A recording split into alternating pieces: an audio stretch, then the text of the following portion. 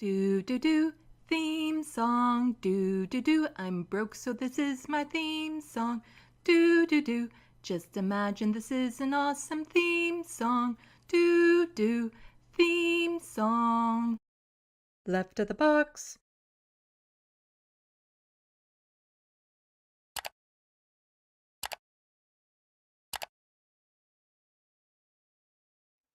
Hello, welcome to Left of the Box. Bonjour, bienvenue. I'm Sandy.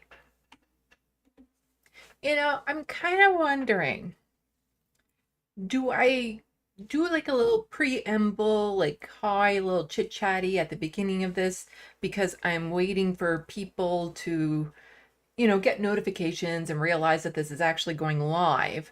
Or do I just jump into it because maybe people aren't jumping into my live streams right away because they know there's going to be a little bit of a chit-chatting session ahead of time and they just want the politics. They just want to go straight into the politics. But have I then trained them to not come in right away? Or is it just YouTube algorithms? I don't know. It could be all of the above for all I know. But welcome to the, let's see. I'm showing like 4 people watching, which is great. It might say 5, but that's because I have it open in their tab, so I count as 1 as well. Hello, hermetorologist. Yeah, I don't know. Like, should I do a headlines type thing like they do on Majority Report to kind of give you guys an idea of what I'm going to go over? Although I tried to put that in the title and the description so that you do have an idea. Or do I just like stop yapping right now and just be like, so here are the stories I have for you all today? I don't know. I'm trying to get like a nice little friendly vibe going. I guess what it is that I know when I'm going onto a live stream with someone, I like to have about like 15 minutes of talk ahead of time just so I can get a feel for the vibe, how the other person is kind of like what emotional space they're in, kind of relax, ease into it, that sort of thing. So I think that's what I'm doing with all of you who are watching, where I just kind of ease into it and, check to see how people are doing in the sandbox. Because, I want to build a nice, healthy community here. And, so I always like it when I see people playing together in the sandbox. Do we say that, playing together in the sandbox? Like, it kind of makes sense, but it kind of sounds weird. I call the chat the sandbox, but I still need like all these terms for it, like trolls that are in there, or people getting along, or people maybe fighting, or something. Like, making it into a theme, I think.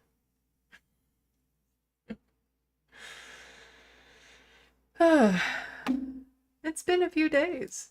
Like, it's just the Canadian news, and one of these stories, well, a couple of these stories are just so. Whoever thought Canadian politics was so boring? Like, it's not. There's so much going on that's just kind of like, what? It's like some of the things, like Doug Ford, we'll get into the story about him. He wants to make a tunnel under the 401, which we'll get into it. And if you live in Ontario, you know how utterly ridiculous that claim is. Like, just so beyond ridiculous. And so we'll be getting into that. I just remembered I have all these informations, and as I'm talking about it, I'm like, did I remember to include this one particular tweet about it where somebody was saying a certain thing? If not, I'll hopefully remember to mention it. There's just so much going on.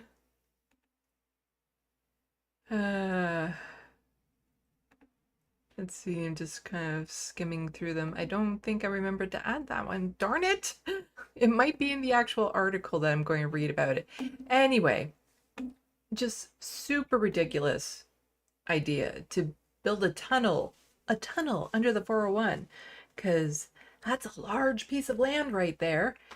And there are more convenient things you could do, like, I don't know, a rail line, get people out of cars onto trains. Because when we look at the map, because we're going to look at a map, and you see where like half the population is in Canada, it's kind of like, why is there not a train, like a high-speed train going right through that? Because it is in one little, like almost perfect line that you can make that. And it makes no sense why we haven't done that. Because it'd be so convenient for so many people to have a high-speed rail that goes like from, I don't know, London to, what is it, Quebec City? Something like that. Or just maybe it's Montreal, something like that. We'll look at a map and see. Anyway, shall we just get into it? I think so. Okay, so there's been a lot of shenanigans in the question period here in Canada. So for those of you who don't have a parliamentary system, I'm looking at you Americans, what question period is political theater at its grandest. It is a session where they're in the House and they have a moderator and they get to ask questions and yell back and forth, but really nothing productive happens during these because it really is just about the theater. So there's usually some jabs that get put in, some sound bites they can clip out later on. But nothing gets solved. No decisions are made in question period. It's just like a venting session for the MPs, and provincially level we have that as well, to just kind of yell back and forth at each other in the confines of Parliament. But there's been a couple things lately that are just like, this is really bad. It keeps on escalating, mainly because of the Conservatives. So the Conservatives say and do a lot in question period that's not appropriate, yet somehow they don't get called out for it. But then when the Liberals or the NDP do the exact same thing, suddenly it's like from the House Speaker.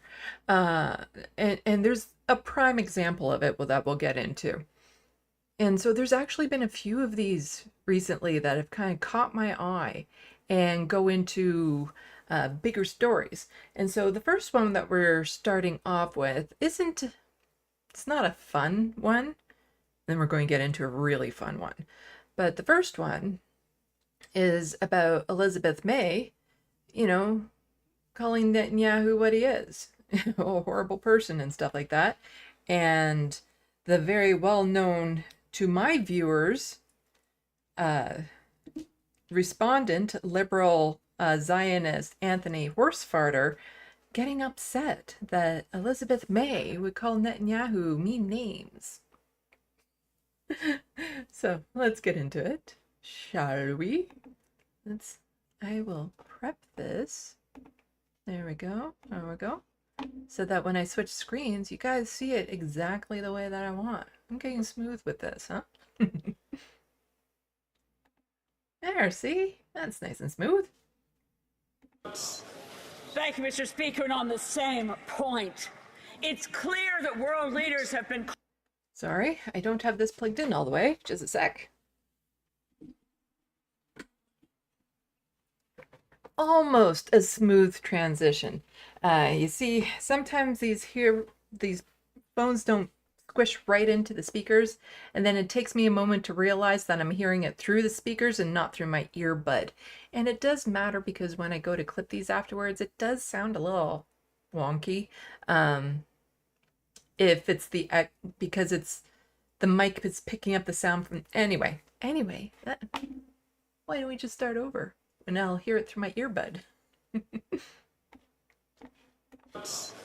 Thank you, Mr. Speaker. And on the same point, it's clear that world leaders have been calling out for the last year since the horrific attacks of October 7th for restraint and to control the conflict so it doesn't spread as it just is spreading into Lebanon. And we know who the enemy of peace is. Unfortunately, he has a name. He's Prime Minister Benjamin Netanyahu. And he has put his political career and his... Now, she is 100% correct in that. This what is happening in Gaza would end the instant Netanyahu says so. It's not Hamas that is continuing the conflict. It is Netanyahu who is continuing the conflict. It's Netanyahu who is escalating the situation both in Gaza and now in Lebanon. And there was some footage coming out today of what's happening in Lebanon that is just absolutely devastating. Like, this isn't a both sides need to lay down their arms type thing. It is a one side needs to stop being a tyrant.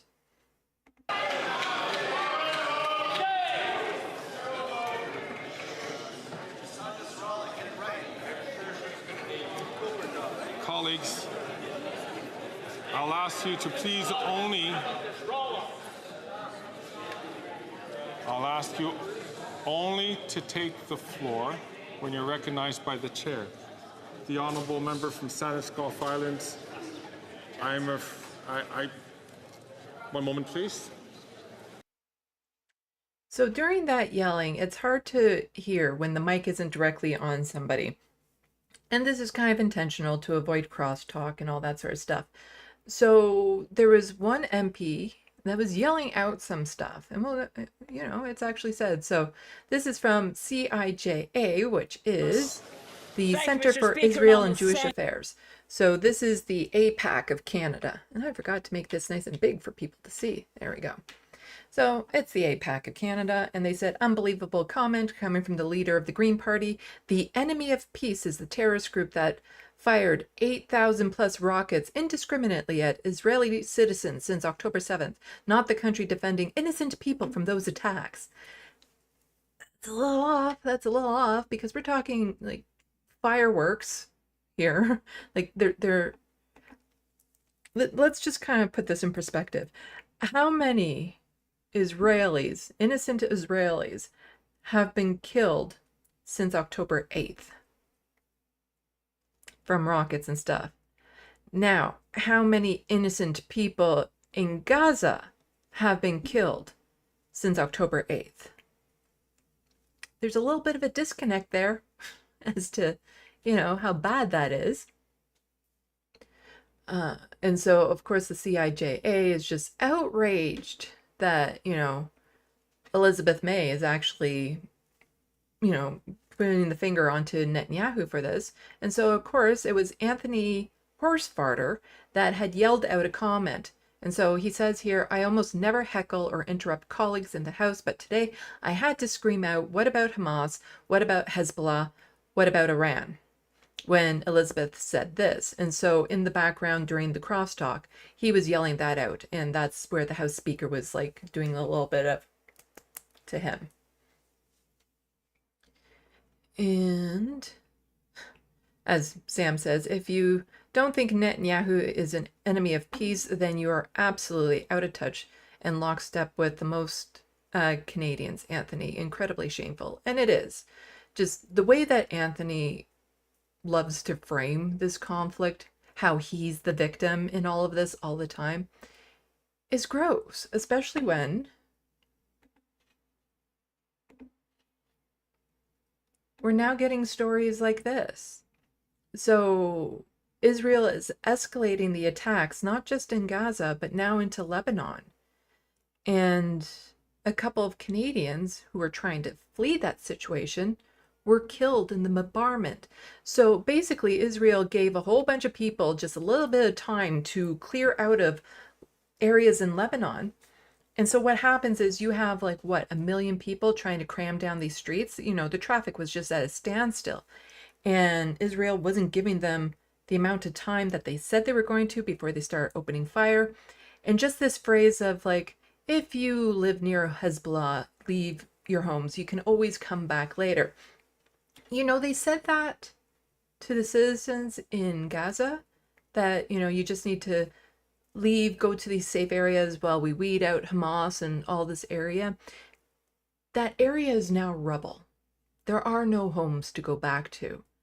How trusting would you be of Israel right now if you were in Lebanon and they're saying, oh no, sure, you can go back to your home. Totally. Just, once we've gotten rid of Hezbollah in your area, totally you can go back home. And so we had a couple of Canadians that were caught in some of this first bombardment. As Israeli forces intensified their bombardment in southern Lebanon, a Canadian couple tried to escape by car, but they didn't make it. Devastating.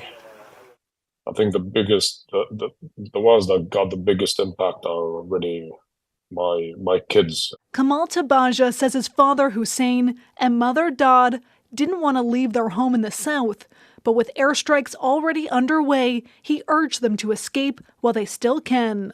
I called my mom early in the morning. I told her, listen, you guys gotta leave.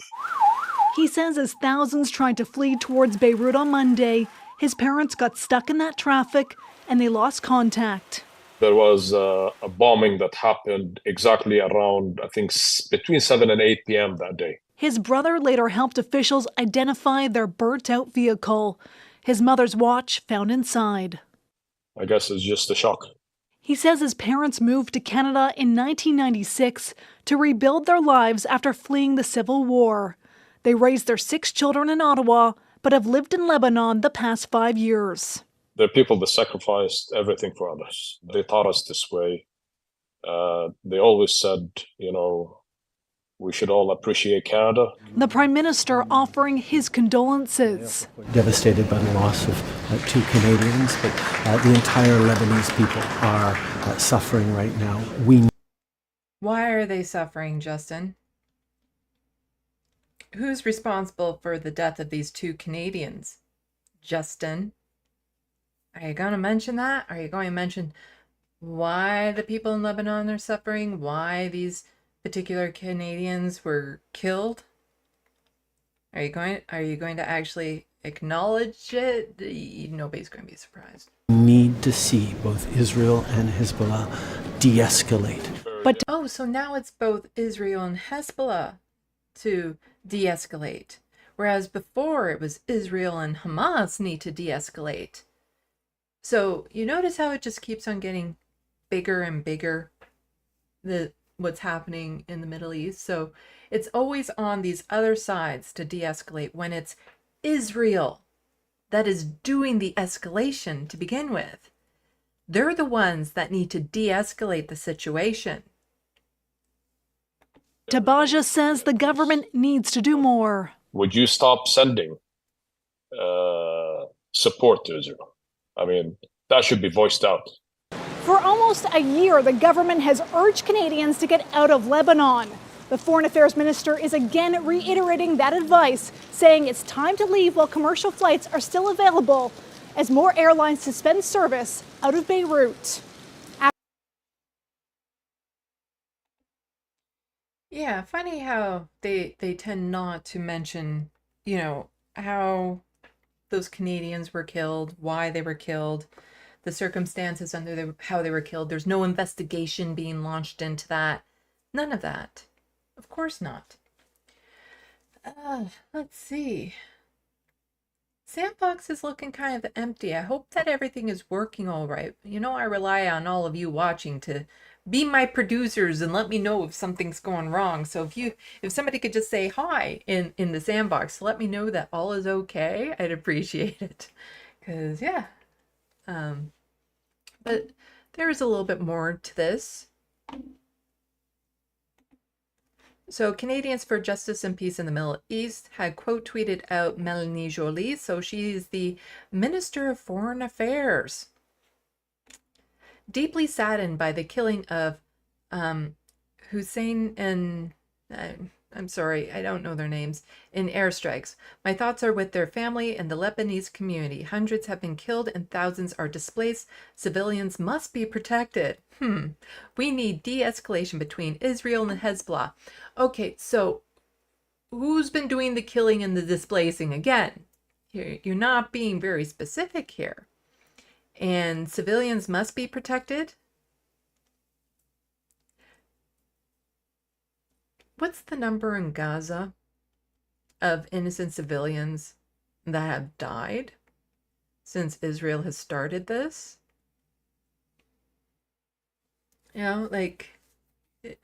Again, They keep on making it sound like it's a two sides thing when it's literally, this is Israel. You know, we need de-escalation between Israel and Hezbollah. Again, show me where are the casualties since October 8th. Where are the casualties in Israel? Where is the destruction and the mayhem in Israel compared to what has happened in Gaza and what is now currently happening in Lebanon? There is no equivalence here. This is the doing of one side. And our politicians here in Canada, well, not all of them because you have Elizabeth May, but the Liberals and the Conservatives, let's be clear, won't name it for what it is. And so it's, yeah, just Canadians for Justice and Peace in the Middle East was saying 2 Canadians were murdered by Israeli airstrikes that targeted a busy road crowded with civilians trying to flee. And Canada won't name, let alone condemn, the perpetrator. And Justin Trudeau also sent out a tweet about this. Canada is calling for an immediate ceasefire along the Lebanon-Israel border. It has been devastating to the civilians in harm's way, including the 2 innocent Canadians killed. We will support all diplomatic efforts towards de-escalation and peaceful resolution. No, he won't. No, he won't. Just all empty words there. And this is the joint statement. So joint statement by Canada and the United States of America, Australia, European Union, and a whole bunch of other countries. The situation between Lebanon and Israel since October 8th, 2023 is intolerable and presents an unacceptable risk of broader regional escalation. This is in nobody's interest, neither of the people of Israel nor the people of Lebanon. It is time to conclude a diplomatic settlement that enables civilians on both sides of the border to return to their homes in safety.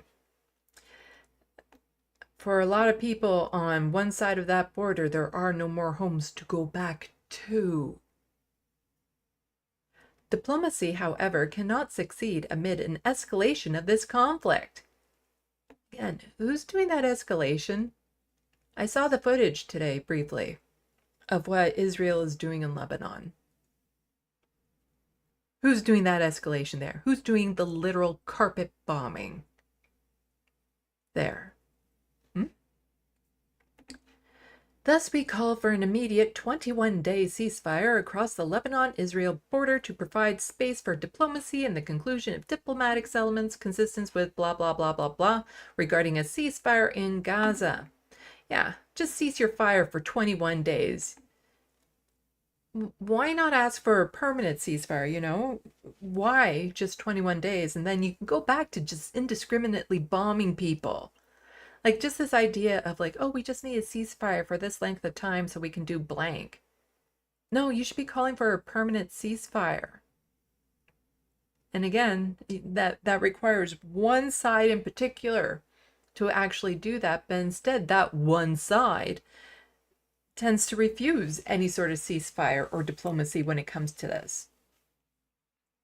We call on all parties, including the governments of Israel and Lebanon, to endorse the temporary ceasefire immediately consistent with UNSCR 1701 during this period and to give a real chance for a diplomatic settlement. Which side will be reluctant and unwilling to do that?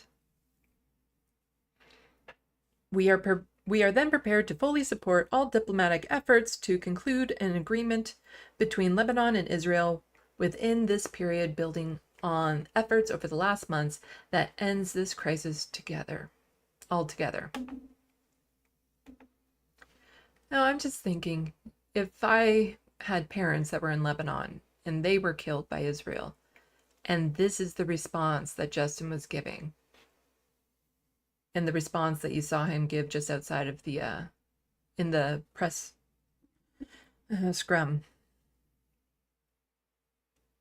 I'd be very disappointed in him and hurt and feel dismissed. Like my parents' lives had no value whatsoever. Because there was no real emotion coming from him about that. the tragic loss of these two people, but then to also acknowledge it wasn't just those two people. Hundreds and hundreds of innocent people have already now been slaughtered by Israel in Lebanon.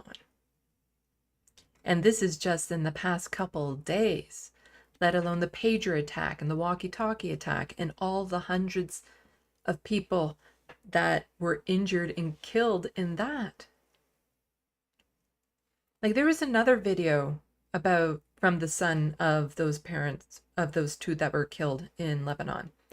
And they mentioned that they found the car the parents were in, the watch of the mother and things of that sort, but they were incinerated. The car was pretty much incinerated. It's horrific. Absolutely horrific what is going on over there. And it's unfortunately getting worse right now, and I'm worried about it. Oh, let's check the Sandbox.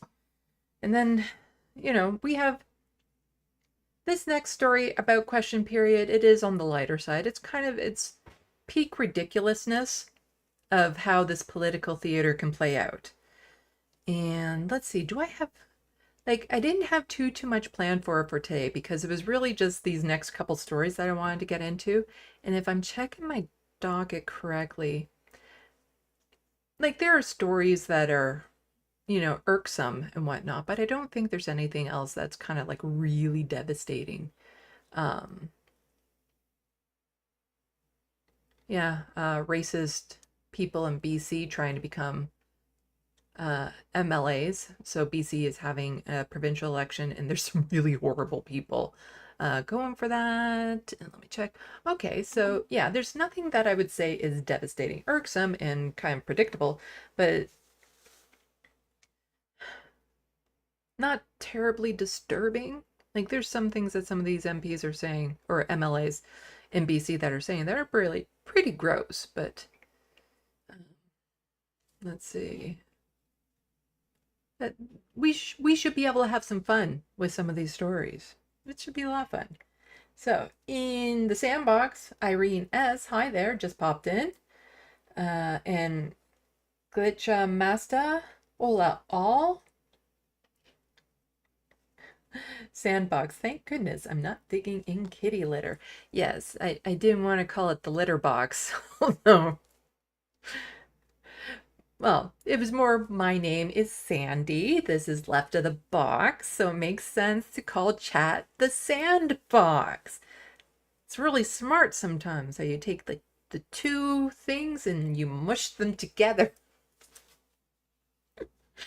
That's really all it was. But, considering my cats and stuff like that, calling it a litter box would also be apropos. Hello, Genie Bottle. So that was that story, and oh my god, this next one, it's so much fun. It's so much fun.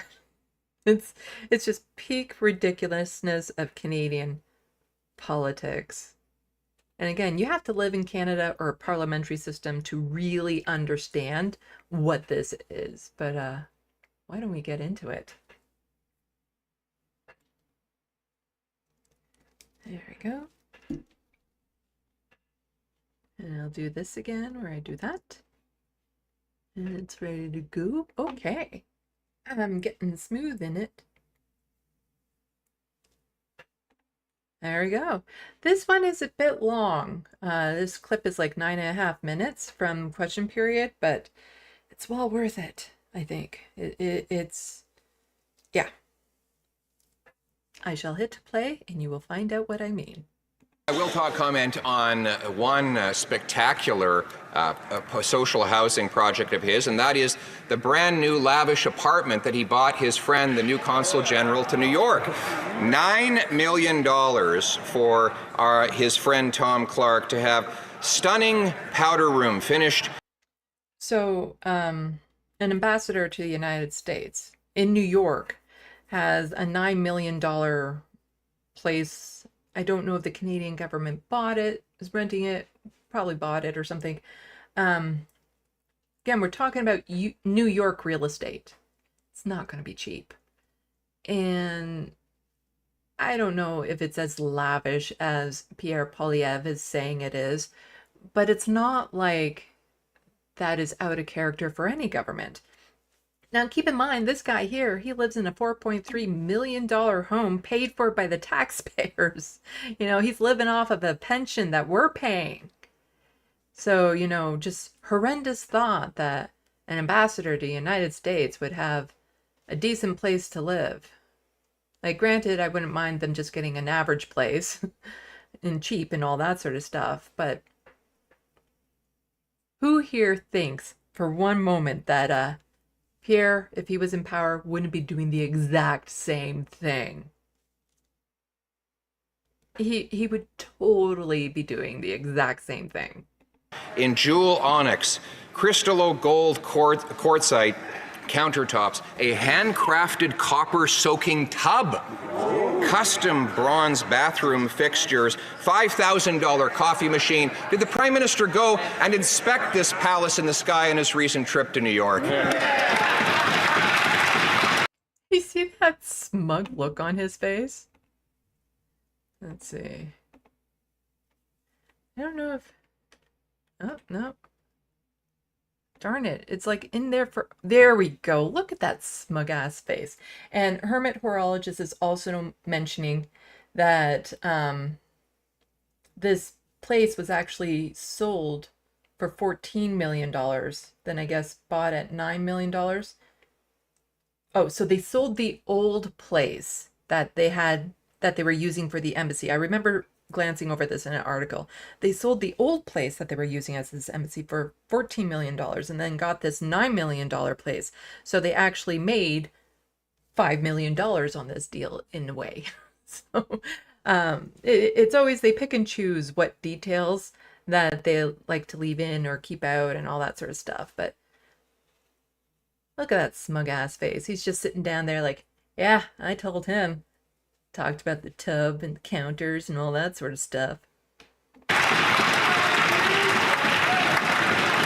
Right Honourable Prime Minister. Mr. Speaker, engaging with international leaders on fighting climate change, on solving global crises, on standing up unequivocally for Ukraine.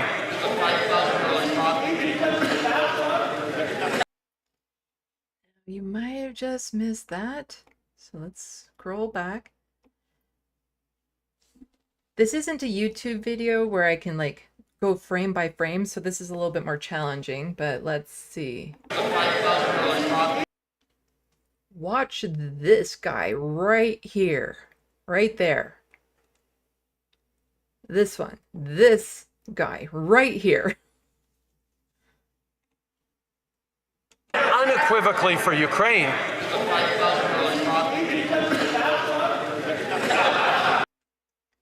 What he said is, did you engage with each other in the bathtub? And this gets a nice laugh from those sitting around him.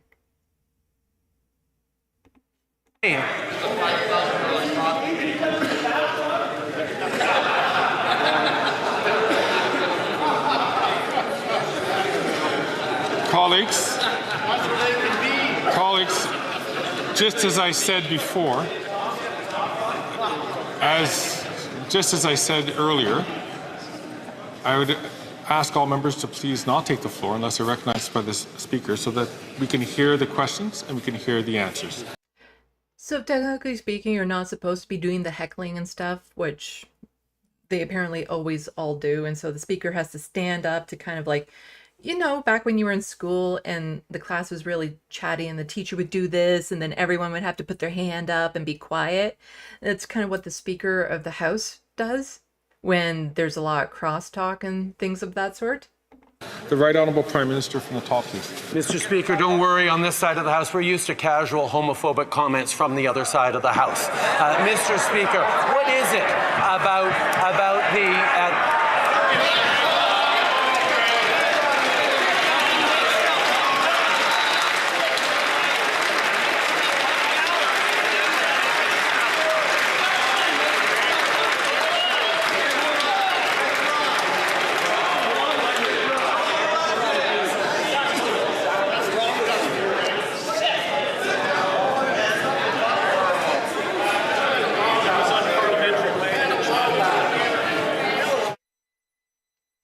And so now they cut the mics completely because of all the crosstalk. This isn't the video cutting out, it's literally the feed on CPAC cutting out. But yeah, at least Justin Trudeau called out the homophobic remark coming from that guy right there. And so they're kind of discussing like, oh, what should we do about this? And no, again, like the extravagance of the government. Like you see here this golden cane and stuff, the chairs and whatnot, like this is government luxury, full stop.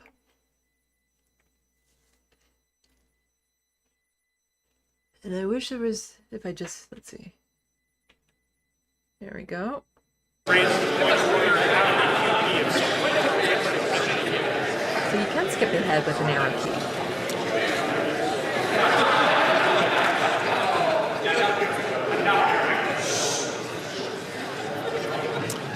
And now we're at the part where like all the other students are kind of getting annoyed and like, shh, shh, quiet, we need to move on. Shh, shh, shh, shh, each other.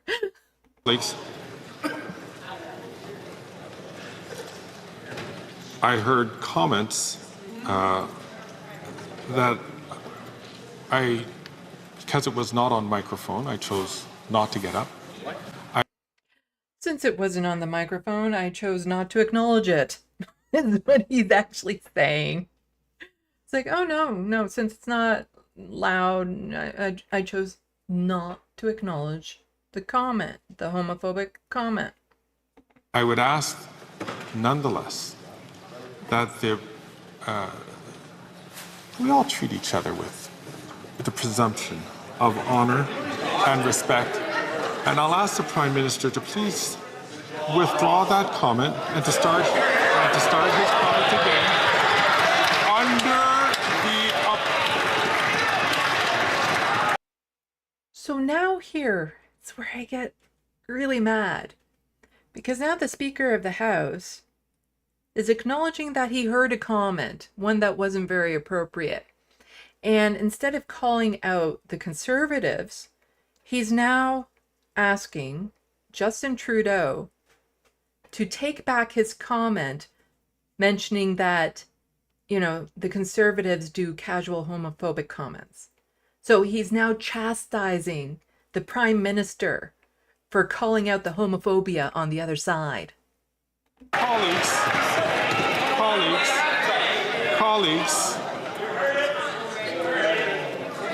I heard a comment, as I said, which I could not stand up because I did not know who said it. Now, we saw who it was because we're watching the video. It's entirely possible he did not know exactly at that moment who said that comment. And do you know what he could have done at this point? Said, we're not going any further. Like, this is where you get into teacher brain. We're not going to go any further in class until you identify who that was, because there were people around this guy laughing. So there was a whole swath of the Conservatives that knew who said that comment. So instead of saying, please identify yourself, or please single out that person, it's like, no, Justin, you need to take back your comment calling out that homophobia. But we should be... But colleagues, I don't appreciate when we would tar the entire members with that concern. And I'm going to ask the honourable member, please, to withdraw that comment, start his question again, and let us presume the better natures of all members of Parliament here. And just again, this respectability, politics, the decorum in the House and stuff like that. And quite honestly, when it comes to the Conservatives, who are becoming increasingly more right-wing in what they say and what they do, no, we don't have to treat them with respect. Like, they are trying to strip away my rights. I don't respect them. And I don't see why anyone should try to respect them even though they work with them, because they don't deserve people's respect. They've done nothing to get that respect. You know, the whole respect is earned, not given type thing. And the conservatives are increasingly becoming horrible people. So, no. And I think more of this type of thing should be happening where the Liberals and the NDP in the moment are calling out the conservatives on their bullshit. Because far too often you hear the conservatives say whatever the hell they want, but they're never called out in that moment. And so I'm glad Justin called it out in the moment. Right, Honourable Prime Minister from the top. Mr. Speaker, standing up to bullies requires us to call them out on their crap sometimes, and that's what I will do.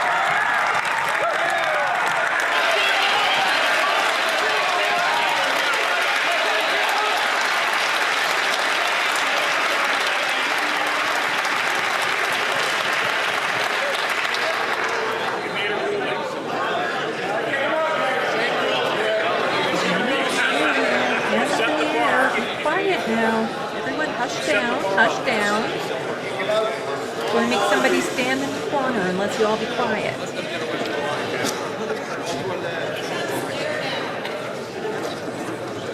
I'll invite the Prime Minister once again to rise on his feet. And thank you. Mr. Speaker, I will happily withdraw my comment if the member who suggested that I was sharing a bathtub with Tom Clark stands up, takes responsibility for his... So instead of actually doing this, what I feel is a very reasonable call, they cut Justin Trudeau's mic so that he couldn't finish that statement. Because, like, not only was this just casual homophobia coming from the conservatives, but, you know, Justin has a right to kind of take this one personally because it was directed right at him. Like, this wasn't just a general casual homophobia. It was directed right at Justin. And so he is basically just saying, can we hold the other side to account for a change instead of just chastising me for calling it out?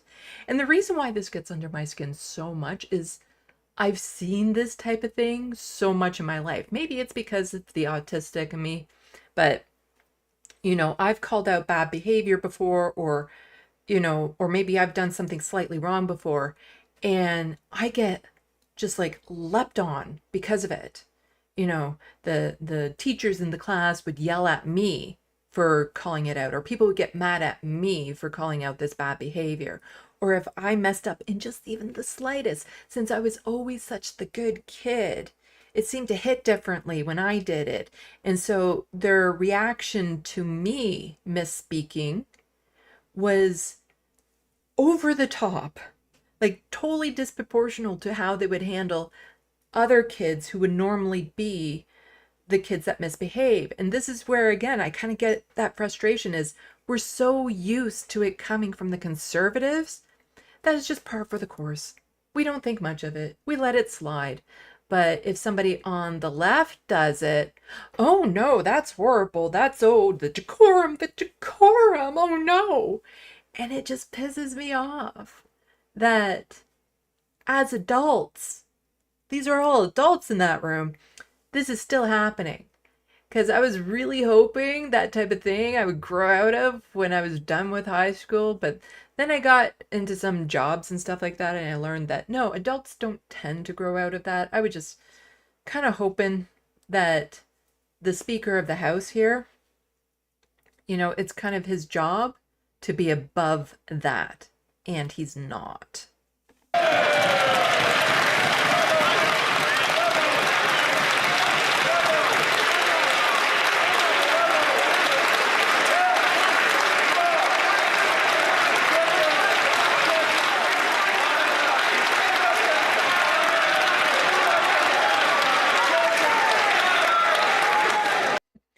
And I see in the Sandbox a lot of people mentioning, oh, this looks very British or Harry Potter-esque and all this sort of stuff and the outfits and whatnot. And a reminder, Canada is a monarchy. Like, you know, we used to be, like, we're still tied with all of that.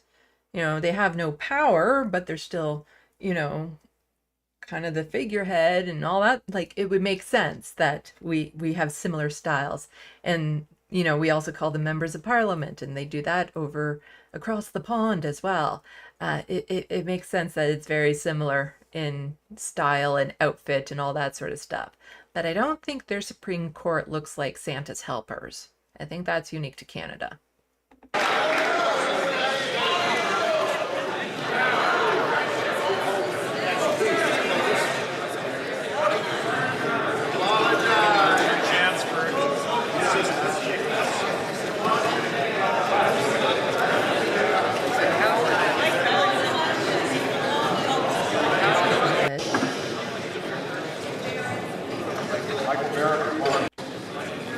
As I had indicated to all colleagues here, I was not able to hear or track the source of that statement. Then you ask who did it. Like, there are people who knew. The person who did it could acknowledge it. You know how right-wingers always say, no, I'd say that to your face. I'd own it. Well, let's have them own it. How about?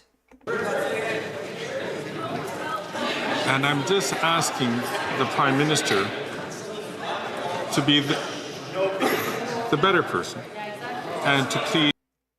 Again, pet peeve. They're always asking the liberal, the lefty side to be above it. You know, you're the side that needs to be above this rhetoric. You need to be the bigger person. Don't expect the cons to be a bigger person, because we all know they won't be. Please just withdraw the comment and start his question again. The Right Honourable Prime Minister. Mr. Speaker, I withdraw the comment about defecating. I certainly, using the word Gotta love that Canadian snark. crap. I shouldn't use that. I know crap is unparliamentary, but I will also, Mr. Speaker, when someone says something that is clearly homophobic, not them, I'm not accusing them of homophobia, I'm saying they made a homophobic. Again, that is right. And he was trying, like, here was Justin Trudeau trying to be gracious, as in, like, no, they're not specifically homophobic, but that comment was homophobic. But I'm not accusing them of being the homophobic assholes they are. No, that comment, though, however, was. And again, they cut his mic.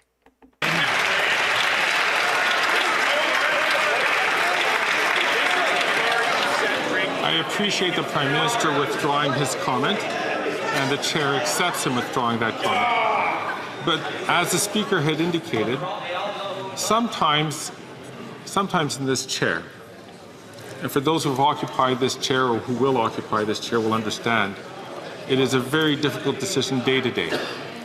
I heard a comment, I did not know who said it, and the Speaker chose, for the reputation of this House, for us to move on from that comment. I asked the Prime Minister to withdraw the comment. I appreciate you withdrawing the comment. The Prime Minister, please respond to the question that was asked by the...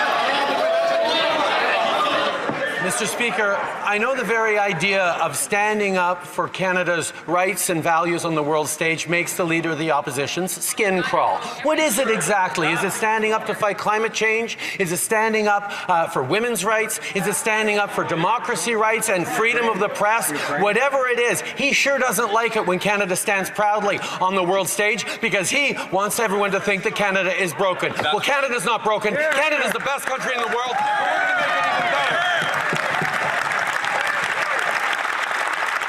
I will have to disagree with that, though, slightly. There are parts of Canada that are extremely broken. But, you know, he's Prime Minister, so he tends to say, oh, no, it's the best country in the world, without acknowledging it. Anyway, that's me being nitpicky here.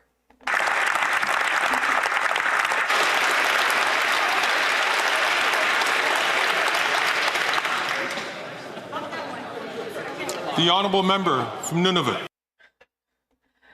And then a lot of applause and stuff like that. So now we get into, we know who did it. MP responds to claim that he made homophobic comment. You're not prepared for what you're about to see. So again, he said, the person, this guy here, what is his name? Conservative. Tom Clark. No, that's the Counsel General, Tom Clark, as new residents. The House of Commons transcript suggested during Trudeau's response when Prime Minister was arguing Clark's role to engage with international leaders on various issues, an unnamed MP yelled, "Does he engage with them in the bathtub?" And that was MP Garnet.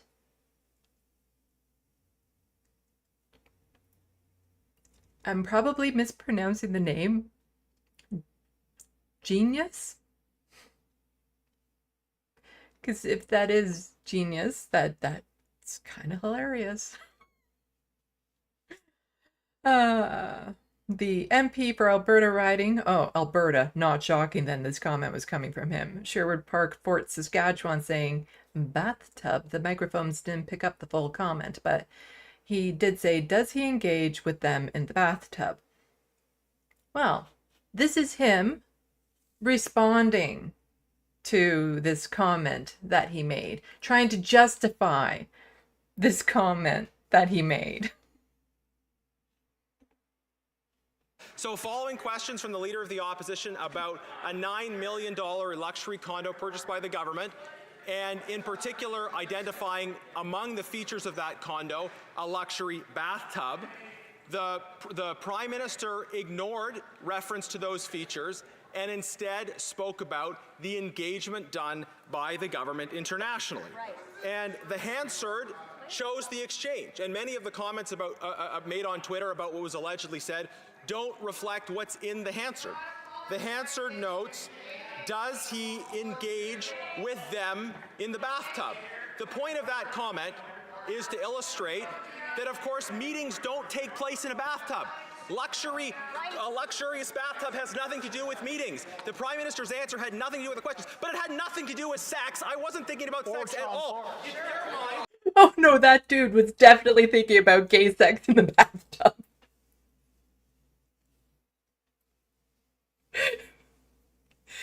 You know, when I was talking about people engaging in the bathtub, I really meant like engaging with the idea that there's a bathtub and people engaging in the bathtub. And I'm not talking about sex. I'm not talking about gay sex in the bathtub.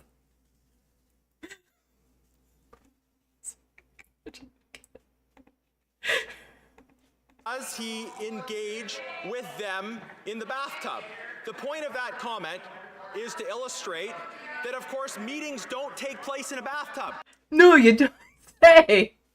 Then why did you say, do you engage with him in the bathtub? If meetings don't take place in the bathtub, what are you engaging with in the bathtub then? If you're acknowledging that the meetings don't take place there, then why are you asking Justin Trudeau if he engaged with them in the bathtub? Reflect what's in the Hansard. The Hansard notes, does he engage with them in the bathtub? The point of that comment is to illustrate that, of course, meetings don't take place in a bathtub. A luxurious bathtub has nothing to do with meetings. The Prime Minister's answer had nothing to do with the questions, but it had nothing to do with sex. I wasn't thinking about sex at all. You know, meetings don't take place in this luxury bathtub. I wasn't talking about sex. It had nothing to do with sex. I wasn't thinking about sex when I was asking Justin Trudeau if he engages in the bathtub. That's not what I was talking about. This dude was definitely thinking about gay sex in the bathtub. I'm just saying, like, I'm picking up some vibes here. He was definitely thinking about that. A luxurious bathtub has nothing to do with meetings. The Prime Minister's answer had nothing to do with the questions, but it had nothing to do with sex. I wasn't thinking about sex at all. Never mind.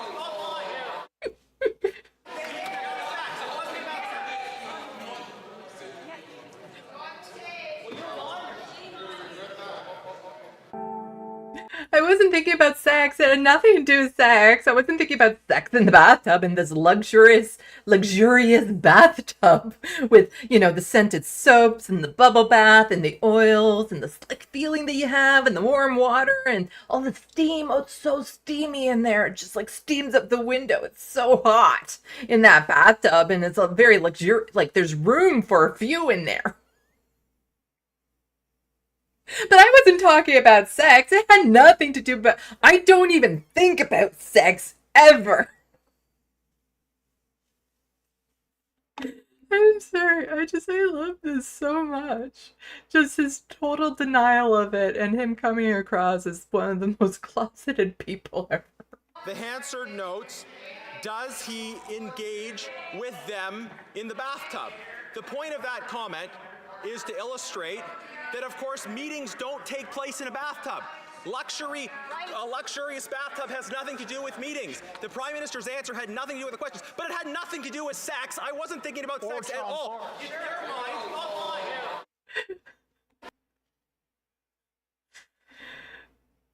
mine. He was definitely thinking about sex.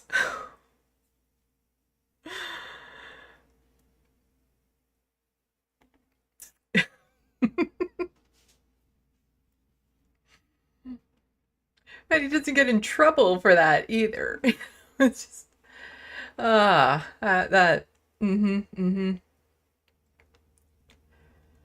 And, just again, people saying like, we're still waiting for him to withdraw and apologize for his homophobic and disgusting comment and all this sort of stuff, which isn't going to happen. And yeah, he was just focused so much on that luxurious bathtub.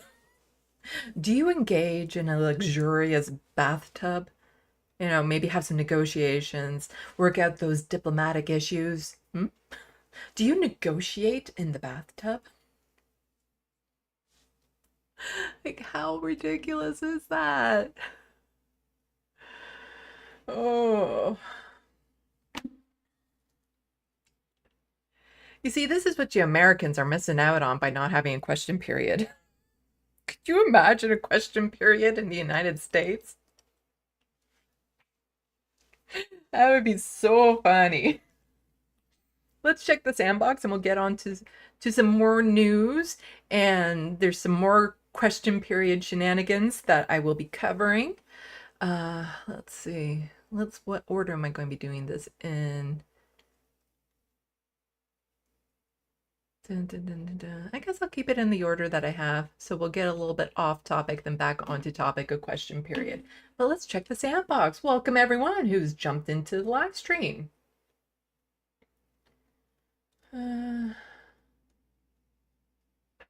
Let's see. We got Andrew K, Looney Tunes 9000, Germ.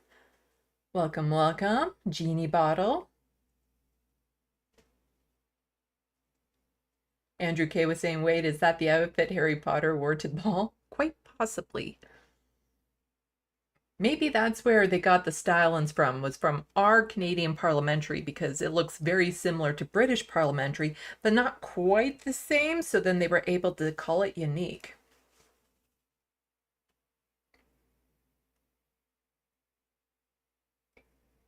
Genie Bottle, stop telling on the bully who keeps hitting you and do not hit back. Just let them tire of their behavior. Yeah.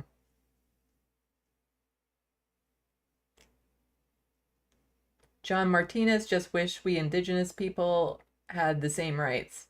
Yeah. Canada, an apartheid state. How the benefits and stuff that I receive being Canadian citizen is not the same as what Indigenous peoples receive. We're governed under two completely different systems. And on Monday, I'm going to be having a live stream that is dedicated to going over some of the Truth and Reconciliation, because it's the National Day of Truth and Reconciliation, or also known as Orange Shirt Day.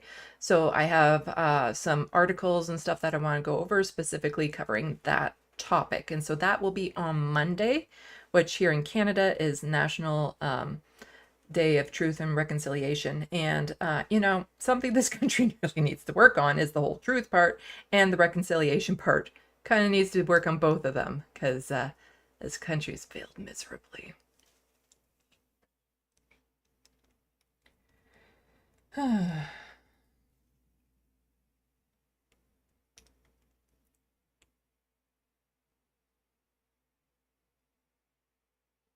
John Martinez also says, from what I know, those who openly engage in homophobia like this live in a glass closet the size of Jupiter. Yeah, I don't necessarily like doing the whole, oh, they're homophobic, so they're gay, but I was picking up that vibe from him. Like, as a queer person, you can kind of see certain reflections and stuff, and it's like, wow. Like, just the idea that that's where your brain would go when you hear bathtub in like a professional setting. Like, you know, here's Pierre Polyev trying to say like, oh, here's the embellishments and how over the top it is, and they have this bathtub and these countertops and all this sort of stuff, and the first place your brain goes to is engaging with people in a bathtub, referring to, you know, the same gendered politician as you know, like, oh, Justin Trudeau, you're the same gender as me, do you engage in the bathtub? Wink wink, nudge nudge. Just come on.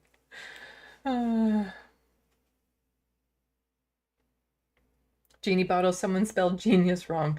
How stupid do they feel?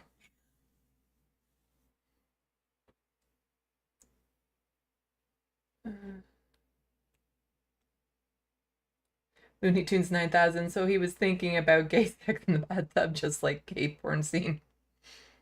Lady Badash, I will get in Parliament. I will be out and proud as a trans woman and queer. I will hold these fuckers to account. Well, I wish you luck in that journey. I tried to get into Parliament. That didn't turn out so well for me. But it would be nice to see you there. Hermitologist, Churchill used to conduct work from the bathtub. Oh. Oops, it jumped.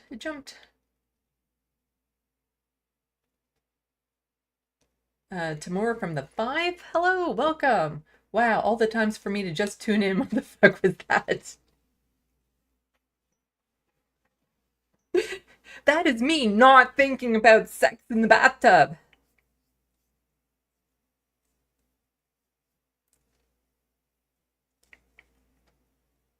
Sorry, I'm not thinking about sex in the bathtub.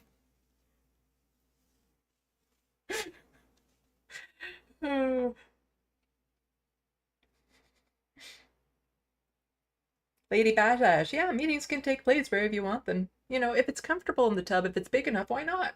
Why not?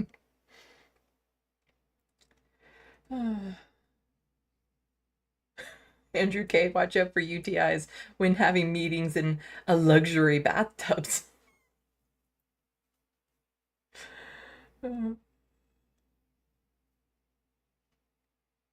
Lady Badass, Sandy, I chewed out my MP yesterday for voting on the UBI framework. He still hasn't responded, but I must stay on his punk ass. I will be talking about that in just a little bit. The vote for UBI. Andrew K. saying it's exactly the same as Harry Potter. Well, maybe they're just following Canada's brilliant fashion sense.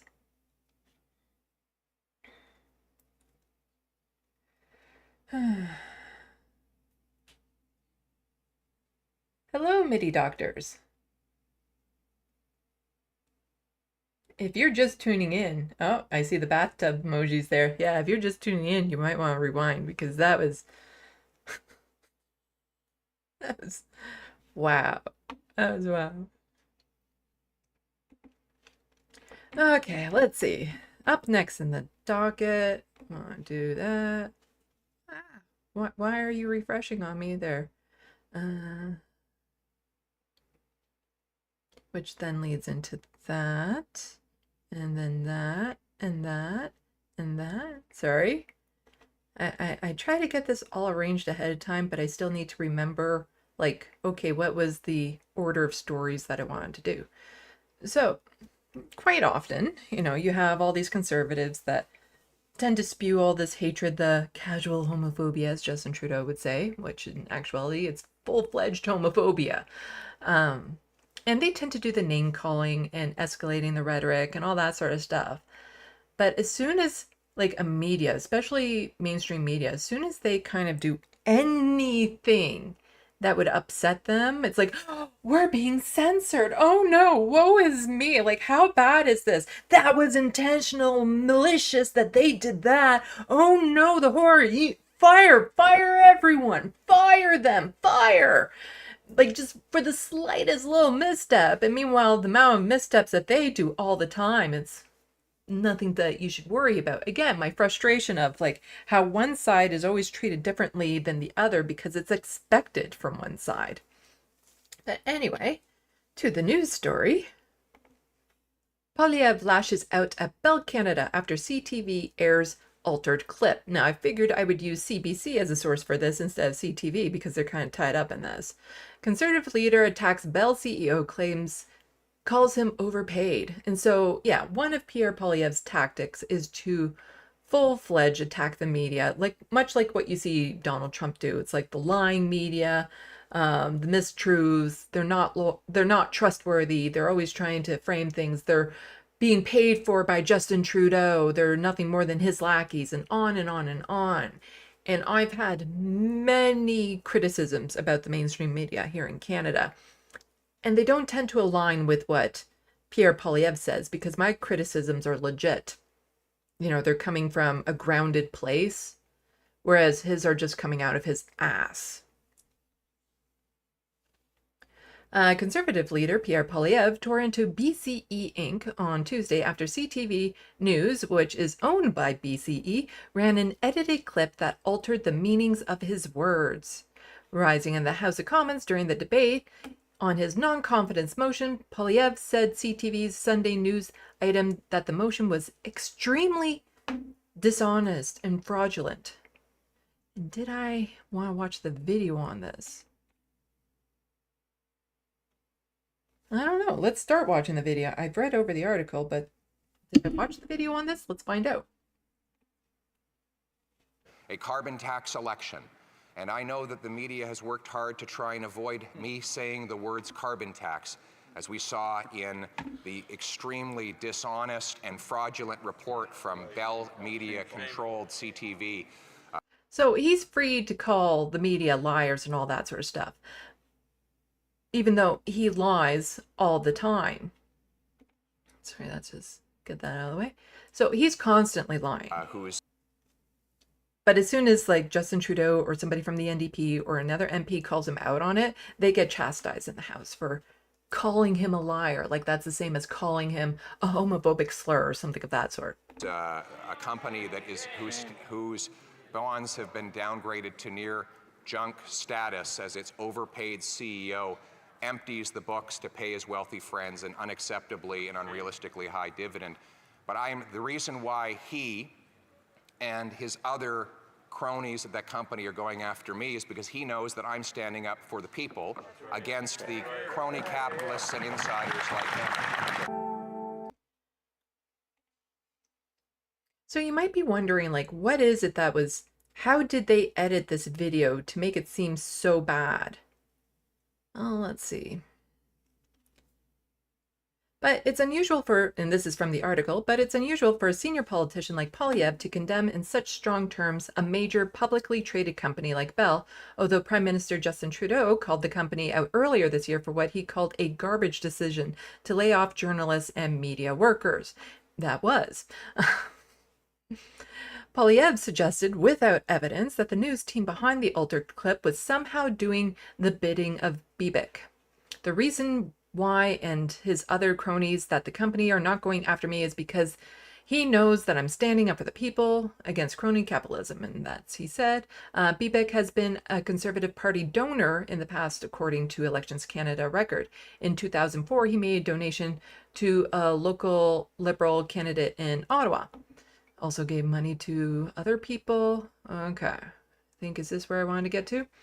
Poilievre's pointed attack this time stems from a CTV News decision to rearrange some of the words Polyev uttered in a scrum with reporters. The Conservatives say CTV spliced together his words in a way that gave the impression that Polyev was introducing a non-confidence motion which would bring on an early election because he wants to do away with the Liberal government's fledgling dental care program. Now, Polyev is going to be calling for a non-confidence motion every chance he gets now that the NDP isn't officially propping them up, but every time he does it, it just makes him look more pathetic. So there's already been two since this happened just a couple weeks ago. There's already been two motions calling two votes for non-confidence against the Liberal government, which, again, it wouldn't necessarily topple the Liberal government. All it would do is trigger an early election. And he desperately wants this, and he's been calling for it for like no reason in particular. And so, yes, there's issues around him wanting to get rid of dental care, which he's trying to be quiet about and whatnot. But, you know, it would be inappropriate for CTV News to rearrange some of the words Polyev uttered in a scrum. Like, that would be dishonest of a news organization to do something like that. So let's figure out, let's find out how bad this rearranging of his words was it. So he said that they rearranged the words in a way that gave the impression that Polyev was introducing a non-confidence motion which would bring on the early election. Okay, so in his scrum with reporters, Polyev said, that's why it's time to put forward a motion for a carbon tax election. On the CTV broadcast, Polyev was heard saying, that's why we need to put forward a motion. Those words came right after the network's reporter read from a script that said there are questions about dental care future with the non-confidence motion looming.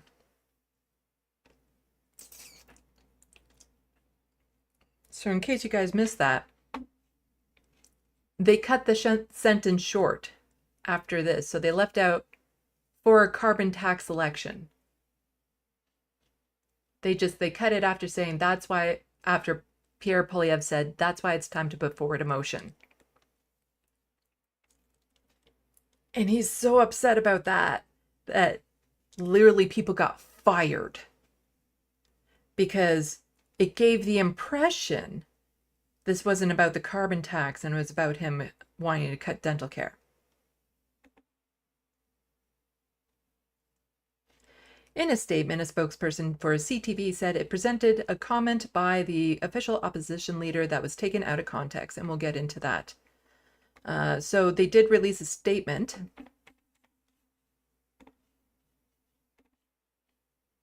So this is a statement from CTV National News, September 26, 2024.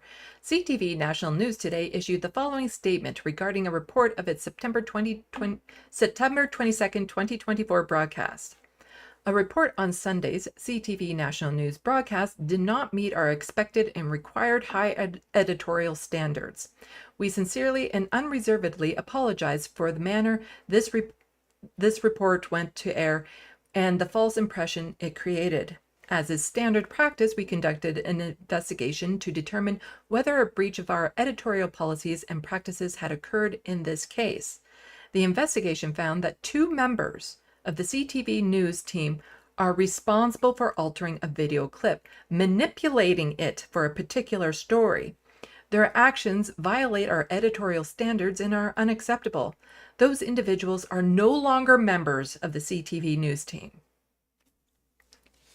So by simply cutting a statement short, which in all honesty doesn't change the fact that Pierre Polyev was going to be calling for a motion of non-confidence. So just because of that, they're fired. You know, it's not just a simple retraction, which happens with a lot of news stories all the time. And you notice, again, one that comes to mind is in the States, where certain organizations were citing all these crime statistics and crime is out of control. But then they find out that, no, crime is actually on a decrease. But you don't hear them even bothering to retract those statements. And then occasionally you do get people retracting a statement. So another example, again, in the States that is very prevalent right now is how Jake Tapper framed things to make Rashida Tlaib seem like she was attacking someone based on the religion, when if you hear the full context of the statement, obviously is not. And yet, what kind of trouble has Jake Tapper gotten into for that?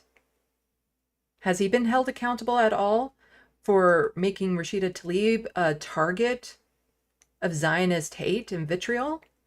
Of people calling her out? Like, where is the accountability for that? But here you have a couple people that just cut a statement short. And instead of just, again, putting in a statement later on, an update, they fired them. 2 people lost their jobs. Of course, it's unclear if they were fired or resigned, but they just no longer work there. They're no longer members of the CTV news team. Our duty to provide accurate, fair, and balanced coverage of the issues that matter to Canadians, and to do so forcefully, independent of the utmost importance to us. We will continue our work to earn the trust of millions of Canadians who turn to CTV News each and every day. You could just put in a retraction. That was not necessary. 2 people losing their jobs because this man baby had a temper tantrum over them, not citing exactly word for word what he was saying. They just cut a sentence short, which might give people the impression that he wanted to call for a motion for one thing instead of the other. He got bent all out of shape because of that, to the point that people lost their jobs.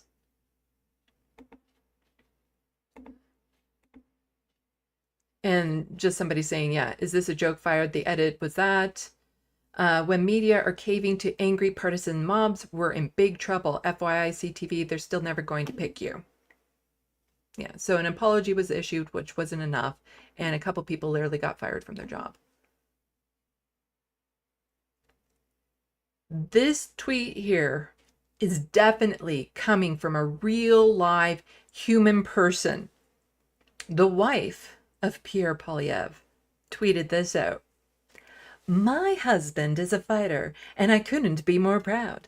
Canada needs a leader with unwavering principle and conviction, someone who stands firm for what's right, even when the media, critics, and so-called experts try to tear him down.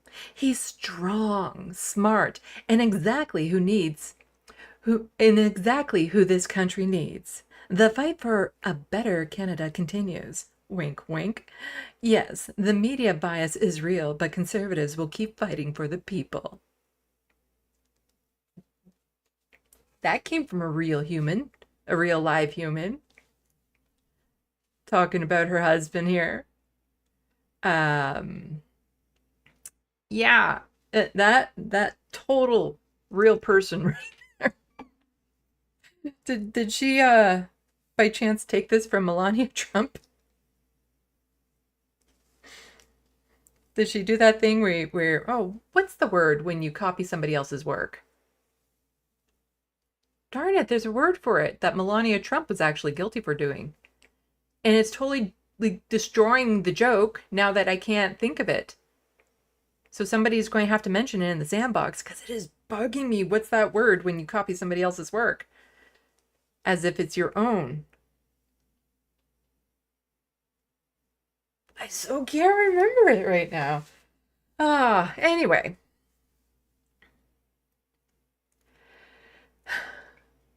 Conservatives are not fighting for the people. They are not. And the way that there is a real media bias, and again, I've covered it plenty of times. It's not a bias towards liberals or conservatives. It's a bias towards the status quo, the establishment, the corporations. And, just this idea, somehow CTV was trying to tear him down by cutting off a sentence a little bit short and apologizing for it. Come on. If I had a husband who had such a massive temper tantrum over that, I would have told him to get over himself. Plagiarism. Thank you, hermatologist. Yeah, did she plagiarize this from Melania Trump? That was the joke. That would have been the joke. But it's just, yeah. Canada needs a leader with unwavering principle and conviction. That would be nice. We're not going to get that from Pierre Poilievre. That's definitely not who's going to be doing that. Was there something under here that I wanted to say? No. But about that, you know, dental care, like there's a very big risk that, you know, under the Liberal government, credit where credit is due type thing, there has been some means-tested milquetoast things put in place that have helped people. And I don't knock the fact that it has helped people. And part of that is some dental care for some people and national child care. So that's the $10 a day child care. Who in their right-wing mind thinks the Conservatives are going to keep these if they get into power? And the hints are already there.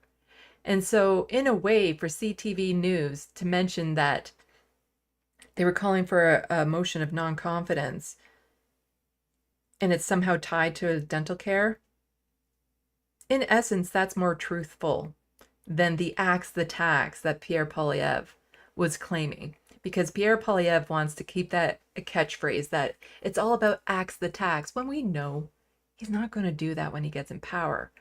However, he will axe the dental care. And so inadvertently, CTV News was actually right on the money by giving the impression of that, which they didn't do. But here was, somebody tweeted this out. So you don't need a party platform to have a positions on these basic programs. Just a clip from Andrew Scheer here, who's part of the Conservative government right now. Let's see what he has to say after being questioned on this. National child care, national pharmacare, national dental care. Are those on the chopping block if your party becomes government? I know that there's a lot of interest in what the Conservative platform might look like. We're still a long way away from that, it seems, because of decisions of the NDP and Liberal. That was a yes or no question. Are these programs on the chopping block? Well, we don't yet know. It's so long. We still have to make a platform.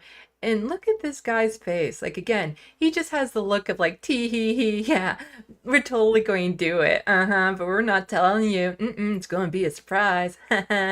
Just wait till we're in power and we totally chop them off the block. It's just so disingenuous that they aren't outright just stating it because they know it wouldn't be popular. They know Canadians benefit from this and would appreciate keeping it. I know that there's a lot of interest in what the Conservative platform might look like. We're still a long way away from that, it seems, because of decisions of the NDP and Liberal and Bloc to keep the Liberals in power.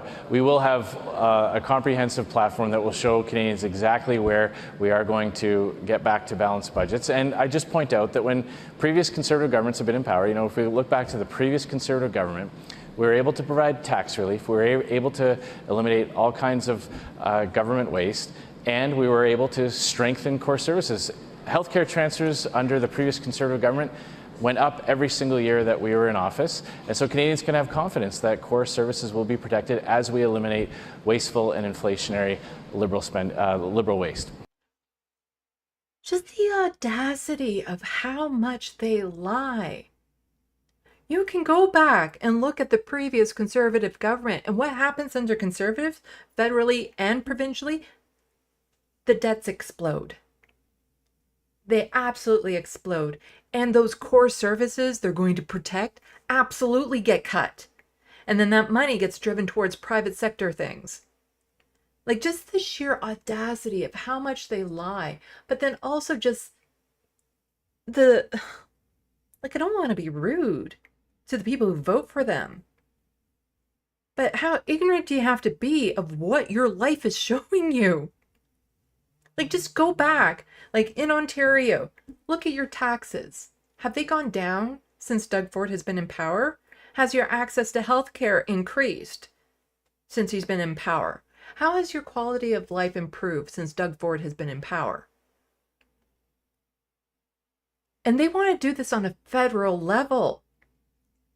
Like, whenever conservatives are in power, the budgets explode, and then the liberals have to spend all of their time just kind of, getting the debt back under control. And by the time they do that, then there's that switch around that happens, and the conservatives get back in power, and the debt explodes again. And it's a terrible cycle that really prevents this country from moving ahead. But just the fact that they're allowed to lie like that, to not answer the question and to lie like that. And where's the pushback? You need the pushback in the moment so that when you get those occasional low information voters that stumble across watching this, they see the pushback in the moment. Because if they don't push back in the moment, that low information voter isn't going to see the pushback. They're not going to know the actual facts.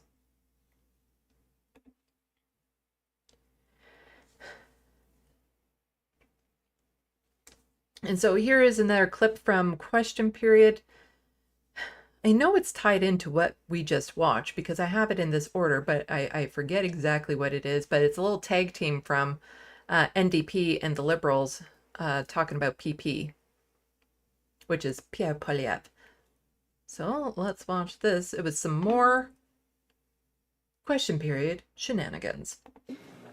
Speaker, this is such an important morning, a chance for all Canadians to see parliamentarians stand up and vote non-confidence in the man who leads all those stunts from Stornoway. And I'm considering that the reason he's running ahead of this is because of his axe the tax claims. John Ivinson, a good Pierre Poilievre Conservative supporter, interviewed Ken Busenskool, a former Harper aide, who said, listen, there's a huge gap between what Conservatives say and what Conservatives do. I hate to admit it, but Jason Kenney ran axe the tax and then beefed up the industrial carbon tax in Alberta. Danielle Smith ran to axe the tax, and she beefed up the industrial carbon tax to $170 a ton.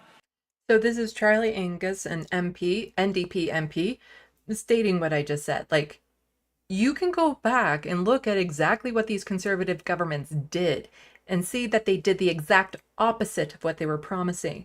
And yet people still vote for them over and over again. Like, it makes no logical sense.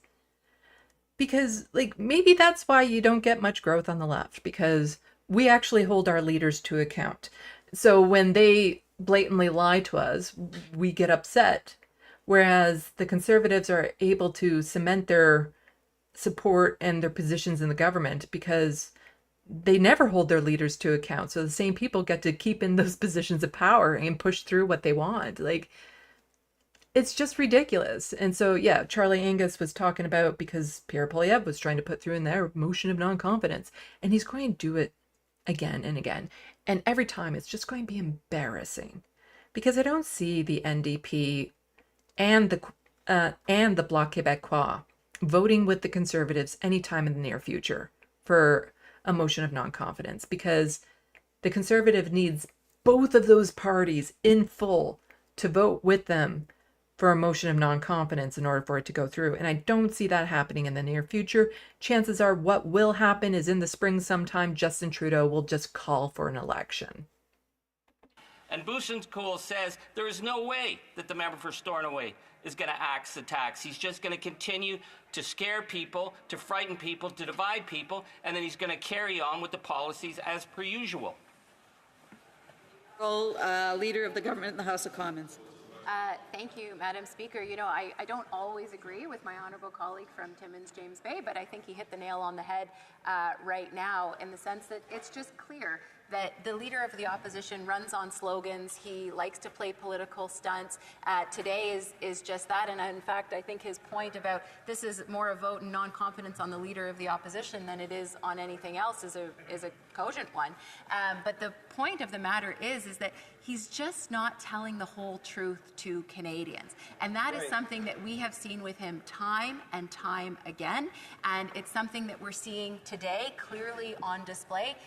So just so you guys catch the little wordplay that she did. She didn't call him a liar, which is why she's not getting called out by the Speaker of the House. She just said he's not telling Canadians the whole truth, which is just a little bit of wordplay there of her saying he's lying. but without saying he's lying. Because if she were to say that he's being dishonest, that he's lying, then the Speaker of the House would be getting mad at her and chastising her right now. He just can't tell the whole truth. Thank you, Madam Speaker.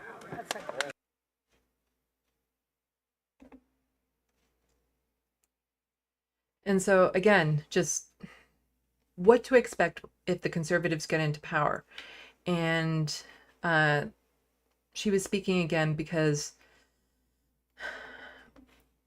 when it comes to the choice to choose what happens to your body, it's going to be in severe jeopardy should the Conservatives get into power federally. Because, like, legally speaking, Canada has some of the most liberal laws when it comes to abortion in the world. It doesn't mean you can't find workarounds, and the provinces do a very good job of that when they're conservatively run. So like in New Brunswick, there are no clinics where you can get an abortion. None. So you have to travel out of province. If you do that, then the universal health care we have doesn't necessarily translate. So like if I wanted to go out of province to get a treatment, those treatments actually have to be approved ahead of time, that it is within the frame of the universal health care.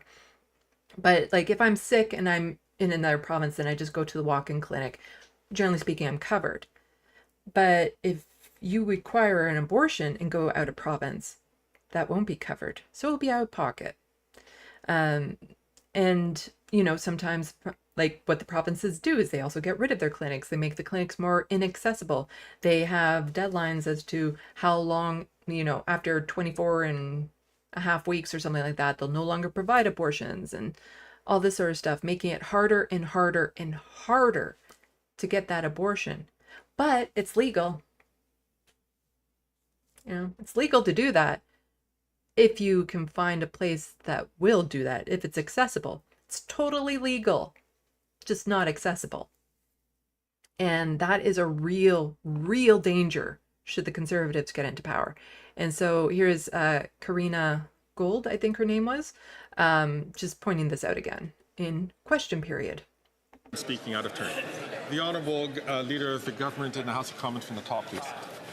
Thank you, Mr. Speaker. I'll tell you what freedom doesn't look like, and it's Conservative members of Parliament taking all expensive paid trips to talk at anti-abortion conferences and to push forward an anti-abortion vision of Canada. Mr. Speaker, when he talks about women's rights, he neglects to share his hidden agenda that would take away their reproductive rights. Mr. Speaker, when he talks about freedom, he only talks about half of the story. Mr. Speaker, today what we are doing is demonstrating that this House does not have confidence in the leader of the Conservative Party. So Pierre Poilievre will always say, like, they're very two-faced, a lot of the Conservatives. They'll always say, oh yeah, we'll protect people's rights. But then they won't say anything when members of Parliament or on provincial levels, the members of Parliament, like Conservatives, go to conferences, have talks with some of the most religious right-wing bigots out there, people who want to take away a person's right to choose what happens to their body. And in Ontario, there's one very troublesome MPP in particular, Sam Ouzerhoff, I think it is. He is just like a religious zealot through and through and desperately wants to strip away a person's right to choose what happens to their body. And I don't think, again, most Canadians aren't plugged into what's happening in our politics. And they try to be quiet about it, the Conservatives. So they go to their conferences, they go to their rallies, but they try to keep it under the radar because they know it's not popular. They know the general population wouldn't approve of this. And so they try to keep a little mum on it. And then just somebody saying, like, the state of where this country is right now. That's so weird because everything is so affordable, including raising kids, and everyone's flush with cash and definitely don't have credit card debt and all this sort of stuff. And this is based on an article here from Global News saying that Canada's fertility rate has hit a record low. What's behind the drop? And a lot of what's behind the drop is a lot of, you know, the federal government and the provincial governments not doing their jobs in supporting Canadians properly. And this might seem like it's a little non sequitur, but it does get into the next point. And again, this is all federal level politics that I'm talking about right now. So we can watch this clip here. Oh, breaking news. Canada begins commercially assisting departures from Lebanon. It's getting bad over there. Really bad. The rate of children born per woman in Canada in 2022 dwindled to 1 1/3, the lowest recorded in more than a century. 10 out of 13 provinces and territories saw their total fertility rate reach a record low. Do you know what can help with fertility rates dropping below replacement of the population? Immigration. You know, the people that both the Conservatives and Liberals are scapegoating right now. If you're worried about the population in Canada declining, immigration tends to help with that. Just saying. The drop in 2022 is the second largest, only behind the baby bust that followed the 1946-1965 baby boom. In the last few years, there has been a bit of a seesaw effect. At the beginning of the pandemic, demographers say many people delayed their plans to start a family. As concerns eased in 2021, there was a slight bump in the number of births across the country. But then the rate declined again. It's hard to tell from the numbers why this is happening. Statistics Canada's Claudine Provencher suggests the sheer cost associated with having kids could be one factor. It could be related. It's probably the main factor, I would imagine. To the economy, for sure. The inflation maybe too. We know that younger generations are hit harder in terms of having a stability in their job or even getting a job, being able to pay their rent. Another possibility. Like way back when I was younger, late teens and stuff, I knew back then I didn't want children. And I'm so glad I was able to make that happen.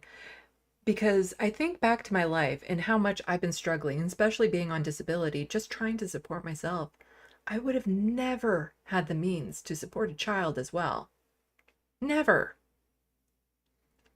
Like, I look at the rent prices today, the grocery prices and stuff. I sometimes, go with family when they do their grocery shopping and I look at their bills and it's like, how? This is not sustainable to be spending that much money on groceries all the time. Like, it is outrageous. And like, no wonder people wouldn't want to have more kids when you literally can't afford the diapers and the baby formula that they would need to survive. Like, this is such a fundamental problem across the country, and it's hurting everyone. Like, when it gets to the point that people just stop having kids, that's a sign of sickness in society. Is that women are generally waiting longer to have children. As a result, some women might not have multiple pregnancies. We know that fertility goes down more dramatically after 35 years, even more after 40 years. So the longer you wait, the less you can have another child, because those stats are oddly cited, I feel like, because I remember watching videos somewhere, like we're talking about a few percentage points, up until probably over 40 or something like that. The drop in fertility isn't so drastic that if you want to have multiple kids in your 30s, you can't. Like, it does go down, but not by enough that would really have a fundamental effect on people. Because biologically, it's more complicated. Population growth can happen in two ways: immigration and births. Experts say when governments adopt more family-oriented policies like flexible and generous parental leave, people tend to have more children. Catherine Ward, Global News. Do you know what would really help with, the cost of living and all that sort of stuff? Universal basic income. If there was a universal basic income in Canada, there'd be more babies. Because more people could then afford the time off of work. More people could afford the groceries. It is a universal basic income would help societies in ways that it's hard to even imagine at this point. How much more freedom people would have to do the jobs that they want, to start new businesses, to explore art and other things that are valuable to cultures, but we're not seeing as much anymore because unless you can make money off of it, people tend to avoid doing them or neglect their talents and stuff. Because, like when I look at my art and stuff of that sort, I'm not making money from my art, as Looney Tunes 9000 is plugging my art website in the Sandbox. And yeah, so far my only customer has been my mom. If I had to rely on that as an income, then I wouldn't be able to. And I'd be forced into a job that is actually toxic for my health. Like, fortunately, I'm on ODSP, which is nowhere near enough to get by on. But, I scratch by on it. You find ways of just kind of scratching by on it. But without that, I'd be forced into work that is toxic for me, unhealthy for me. And then it's not just me. It's not like I would improve the work environment for the people around me. But if we had a universal basic income, it would mean that employers have to increase their standards, treat their employees better, because they have options now. Employers wouldn't be able to abuse their employees so much because there'd be options, which is part of the reason why corporations definitely don't want a universal basic income to go through, even though it actually helps with people's employment because it allows them to afford childcare, to get transportation, to get certification and training. Just a second, I think I'm going to sneeze.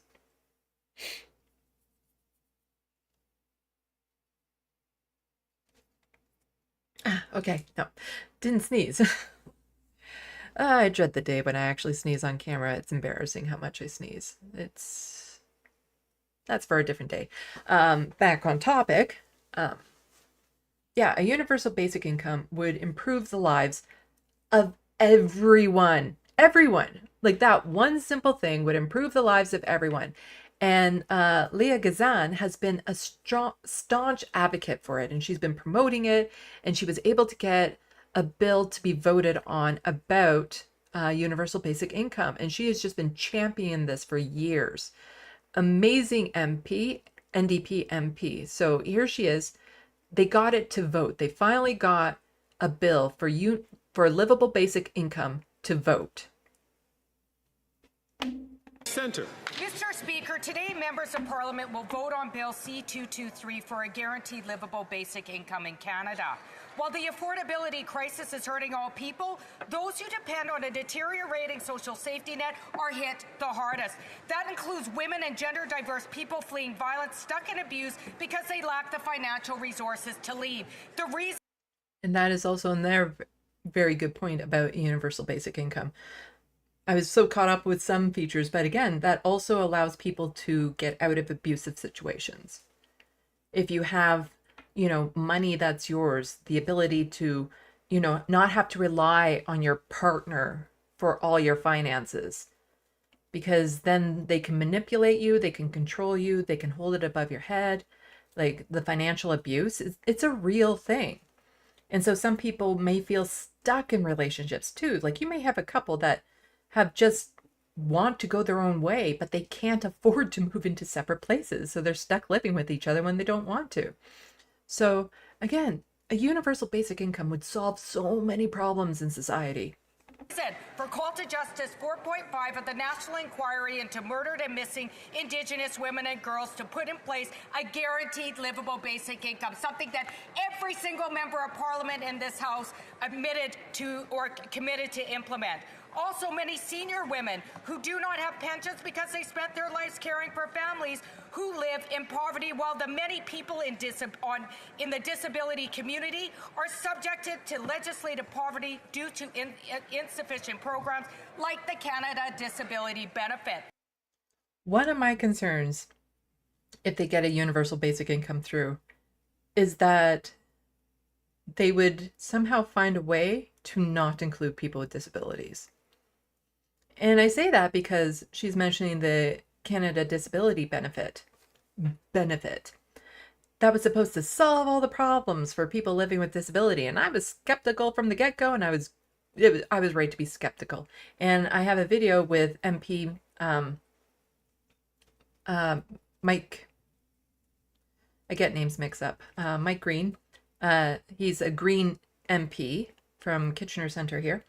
And he's also a staunch advocate for a universal basic income and just the Canada disability benefit. And when the government finally pushed it through, suddenly it's only people who qualify for the disability tax credit can get it. And then of the people who qualify for the disability tax credit, only a few of those people could get it. So far more than half of people who have to rely on disability were instantly excluded from it. And so it wouldn't surprise me if they were to give like a universal basic income to able-bodied minded people while still demanding that people with disabilities receive less. And some people might say, nah, that would never happen. But look at CERB. It's already happened. You know, when CERB came out, that was $2,000 a month to people to help with their income during that time.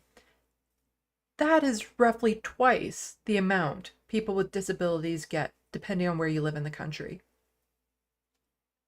And people with disabilities couldn't apply for it.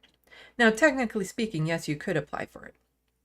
They wouldn't benefit from it because when it comes to government programs like that, they will deduct dollar for dollar. So if somebody were to claim a CERB payment, they would lose out on their disability payments. And this hit people especially hard if they were on disability and had part-time jobs, because many people who are on disability are forced to have part-time jobs. So even though the work that they did would technically meet the requirements for CERB, when they took CERB, it deducted from their disability dollar for dollar and left them in a worse position than they would have been had they not taken CERB. So people living with disabilities didn't get to benefit from CERB. And we saw, as the government handed out twice as much money to people than they do to people who are living with disabilities.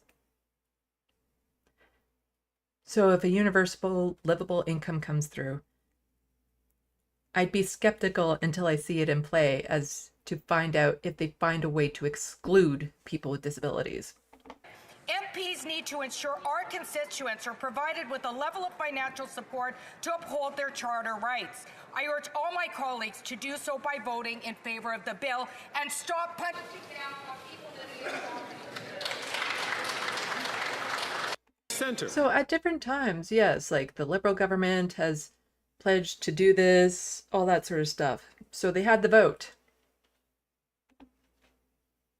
And Leah tweets out, I'm very disappointed that despite overwhelming evidence in support of a guaranteed livable basic income and its inclusion in the National Inquiry into Missing and Murdered Indigenous Women and Girls, calls for justice, Conservatives and Liberals together voted down my Bill C-223 today. This is a gut punch from the Liberal government and the Conservative Party to all those living in legislated poverty. This contradicts the promise that every party made to implement all calls for justice, but we will not stop our fight for economic justice. I'd like to thank those who helped support my bill, including women's organizations, researchers, students, unions, and fellow parliamentarians from across the country. Together, we will continue pushing until everyone in Canada is free from poverty.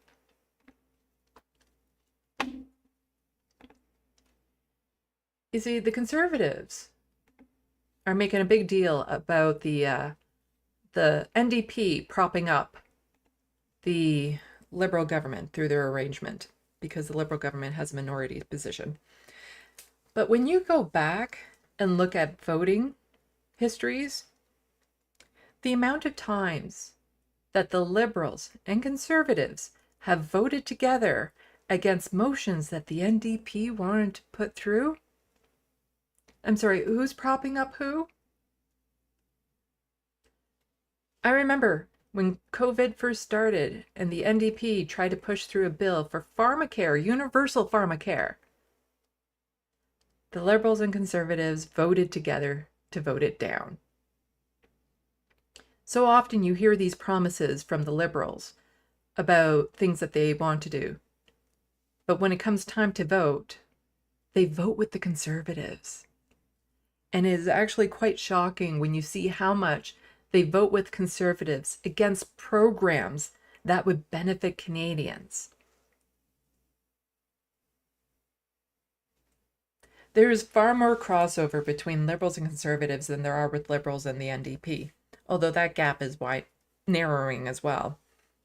We talk about we have like a parliamentary system with all these different parties and how beneficial that is, but really, a lot of them just get merged into the same talking points. They're owned by the same donors. You know, they all end up being part of the establishment. So the NDP, there are members within that I support, but I do not support the NDP as a whole. I don't know if there's Liberals I support. Some of them might say good things from time to time, but they're too establishment. And the fact that they aren't calling out Justin Trudeau for supporting a genocide in Gaza, and now it's being moved into Lebanon, because none of them have the integrity to say that what Justin Trudeau's Liberals is doing is wrong. I can't say I support any Liberal at this point, because how much death and destruction do you have to see before you call out your leader? Whereas in the NDP, there have been people to call out the genocide that's happening. It took a long time for Jagmeet Singh to finally do it, but he did. But you do see that from the NDP. You don't see that from anyone in the Liberal government. Anyway, let's check the Sandbox, and then we have a lot more to go through. An epically stupid story from Doug Ford. Like, wow, stupid. Like, I am stupefied by his stupidity. Like, it's just so bad that he just, no rational thought goes through his head when he's speaking. He just spews things out and then tries to cover for it later. And oh my God. We'll get into it. But first, let's check the Sandbox.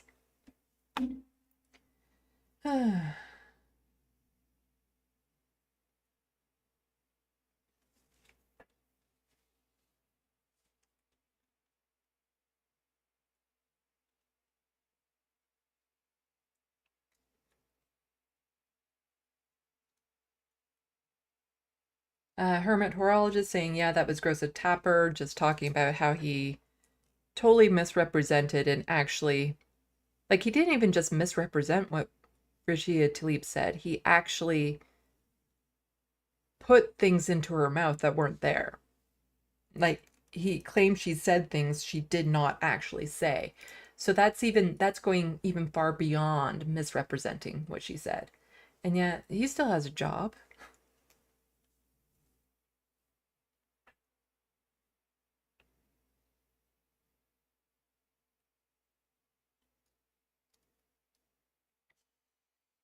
Let's see. Lady Badash, I have big dreams if unrealistic. If you're talking about running for office, I wouldn't say it's unrealistic. It's a lot more challenging than people say, but if you can get in with the party, that's the biggest hurdle is to actually be vetted by the party and allowed to run. Because then once you've run for office, you're more likely to be able to run for that seat again if you do a decent job running for office. And it gives you a platform to be able to speak your message, to go out there, to let people know what you stand for, to help build activism and things of that sort. And that was part of the reason why I wanted to run for office, was to get that platform, to help, get out the messages that I wanted to get out. And it would have given me that. Even if I didn't make it into office, you still have that ability to, get that platform. And so even being able to run for office is great. It's just a matter of if the party will accept you. And that's where you get into trouble. Because if you want to run provincially or federally for office, you really do need the backing of a party. There's independents that run all the time, sure, but they don't get that same platform and it costs them so much more. Like when you run for a party, you get the advantage of a volunteer base already put in place. Their money for pamphlets and things of that sort, materials to send out, all that sort of stuff. Like you get all of that kind of pre-packaged for you. But if you run as an independent, it's up to you to do everything. And it costs a lot more and all that sort of stuff. So, but the NDP, if they can be very picky as to who they let in. And so if this is something that you're interested in, you have to start now, just go back through your social media and start deleting a lot of stuff. Because they didn't like the fact that I had a sense of humor and tendency to speak my mind. And that's why they rejected me. And I couldn't get past vetting. But if you can get people who are already within your riding association to champion you, that would also help a lot as well. Learn from my mistakes.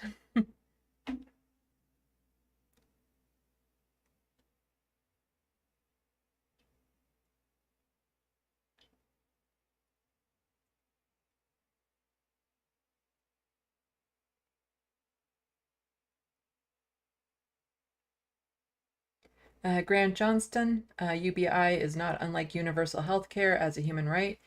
It should be. Like,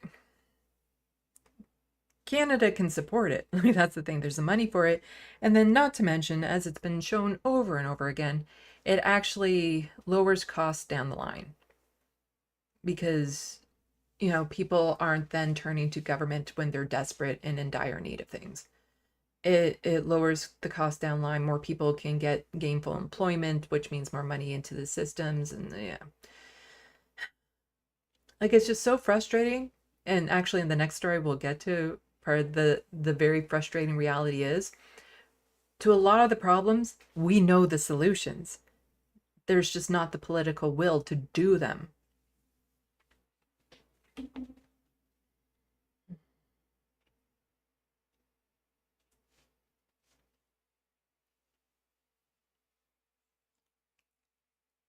Oh, I don't know if Grant Johnson was saying that UBI is like universal health care as a right or shouldn't be like universal health care as a right. I'm not entirely sure. I think there's a bit of confusion around that. I'm saying in Canada, it should be.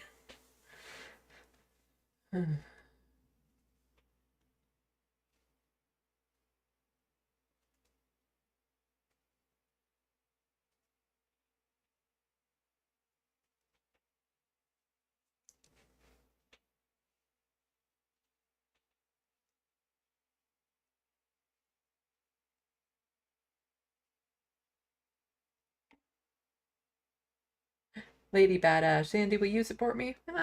Of course. I can let you learn from my experience. But I don't know if we're in the same riding.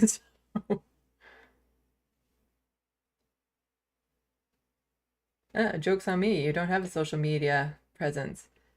The first time I ran, neither did I. And I didn't get to be candidate. Just saying, there's more to it than that.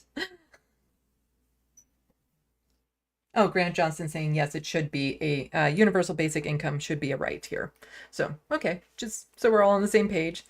We're all socialists at heart. But that's kind of how I was reading your statement, that it should be. Okay, how about we get into an absolutely ridiculous story that I can't believe is actually a story, but it is a story because, you know, the Premier of Ontario is such a douche canoe. Like, oh my God, I can't. Because he said something really offensive the other day, whereas people who are in encampments should get off their ASS and hand in an application to get a job. And I have a huge rant about that I posted, and I have a segment about that. This is just the ridiculous. Like, this is ridiculous.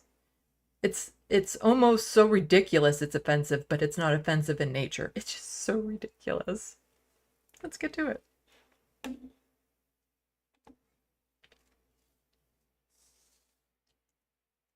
Doug Ford wants to solve traffic in Ontario by putting a tunnel under the 401.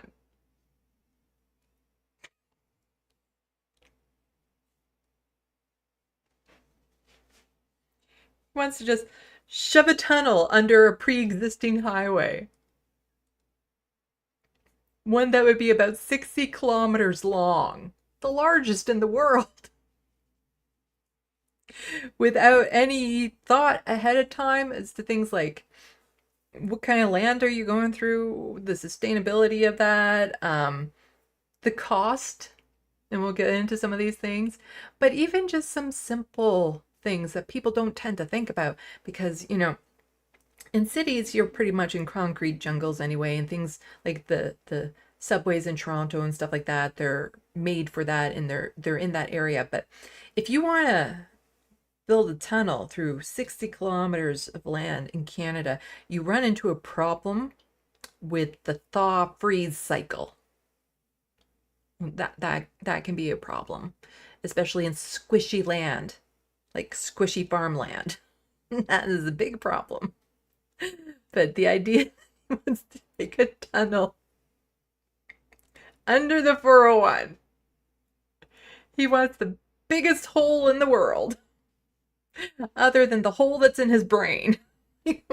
God.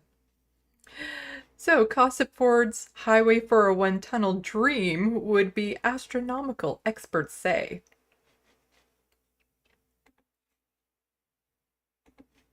After unveiling his 401 tunnel vision, Premier Doug Ford says he's been getting props. Huh? After talking about his tunnel vision? Huh? Huh? I see what you did there. I've been getting overwhelming responses on the phone. The Ford government revealed plans to potentially build the world's largest tunnel under the 401, up to 60 kilometers long to relieve the traffic tension. The government is ordering up a feasibility study to determine the length, but the Premier appears determined to build. We just have to do something. You know, the traffic is absolutely horrendous on the 401. But the project is now being met with sober second thoughts from experts in infrastructure. The costs are going to be astronomical, and the impact and the benefits are likely not to materialize in terms of resolving congestion. Experts are warning the project will be significant in scope. An east-west tunnel with transit down the middle would require years of construction and closures, multiple on and off ramps, ventilation systems, emergency access, and of course, billions of dollars. The Ontario line is currently being built for $700 million per kilometer. So that's the subway in Toronto that has been a boondoggle for quite some time. And the costs have, of course, like when you do the initial cost assessment, it's one thing, but then as you start doing it, the cost seems to go up drastically and it's still not done. Meaning a tunnel of the 401 size could easily cost $40 billion or more. I don't know. I'm not an engineer. I'm not a transportation expert. I'll leave it for the expert to make a decision. But the Premier insists he's overcome construction challenges before. They kept saying the downtown relief line for 30 years. They talked about it. We finally are getting it done. They've talked a lot about a lot of things. We're finally getting things done here. Still, the Premier is being cautioned to slow down. Ultimately, the Premier should not be making a decision about a project of this scope without the feasibility study. It should be released to taxpayers so we can all see it. To allow taxpayers to take stock of how Queen's Park is about to spend your money. Now, multiple sources tell Global News that this was a tightly held secret, so much so that the majority of members in the Ford government didn't know it was happening. A secret, you say? A tightly held secret, so much so that most members in the caucus didn't know? I'm sorry, this is Doug Ford. He blurted this out at a press conference because it came to his mind and he thought it would sell good in the moment without thinking about anything first, and then afterwards said, oh no, it was just a secret that the rest of the caucus didn't know yet. We were talking about it. It was just we were holding it back, as opposed to, no, I just said it. That's what happened. Plan was never presented to the Progressive Conservative Caucus, nor was it given to cabinet members in advance. The first many of them heard about it was when the Premier made the announcement yesterday morning. because that's when it first popped into his brain. Alongside the 401. Of course, there's a lot of questions about whether the government is preparing for an early election and whether this is part of that in 2025. We asked the Premier yesterday. He said he has yet to make up his mind about an early vote. And just a little bit more from Global News, Doug Ford's tunnel highway plan will likely cost tens of billions of dollars and be hugely complicated, expert and advocates say. Let's see. Wanted to skip down to some stuff.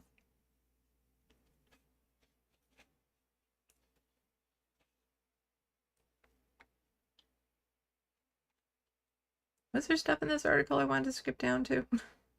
I go over so much that, yeah. Oh, here we go.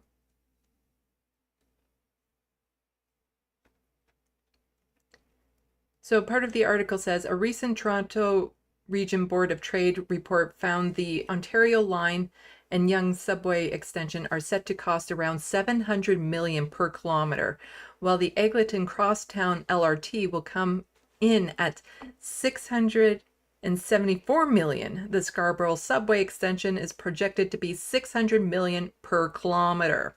So again, we're talking about like subway lines at hundreds of millions per kilometer. This isn't a subway line. Like a subway line is just one tunnel really, or a tunnel that can fit two trains that go beside each other. He wants to build an underground fucking highway. It's going to be more than $40 billion at the end of the day.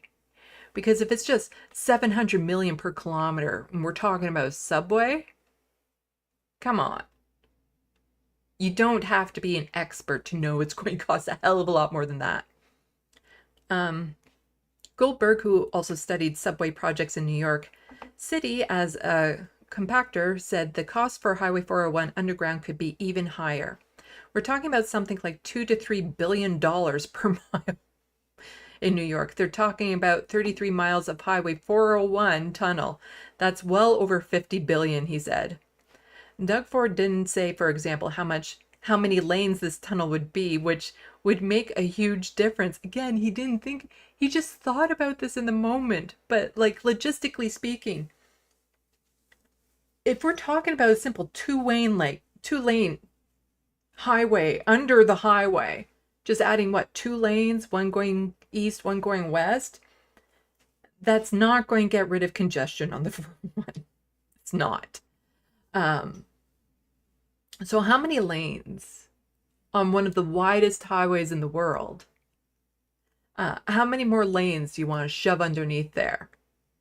Because to spend billions just to open up a single extra lane makes no sense. You know, coming from the common sense conservatives, makes no sense. While the cost would be astronomical to build under Highway 401, one professor said it's technically possible. The fact that it can be done, however, he said, is not a reason to push on. My working premise for these types of projects is anything is technically feasible within reason. Maddie, Director of Infrastructure Institute at the University of Toronto, told Global News, we have an international space station. We can build a 55 kilometer if we want to. The question is not whether we can, but whether we should. Sounds like Jurassic Park. And in this case, the costs are going to be astronomical, and the impacts on the benefits are likely not to materialize in terms of resolving congestion. Oh, is this where he pitches it? I haven't seen this video. Let's watch it together. And Tracy, sources tell Global News that the idea to tunnel underneath the 401 comes directly from Premier Doug Ford. It's an idea that sources say he's been pushing behind the scenes for years in his government, but hasn't really gone anywhere. Now with this sounds like, you know, Donald Trump and Space Force, or Elon Musk and Hyperloop. Potential early election on the horizon, the Premier is pushing the idea through in the Mississauga all the way out to a tunnel underneath the Highway 401 to relieve the traffic directly above it. from Brampton to Mississauga all the way out to Scarborough and Markham. That's a feasibility study. We'll study, take a look at it. The province will conduct a feasibility study to determine. Okay.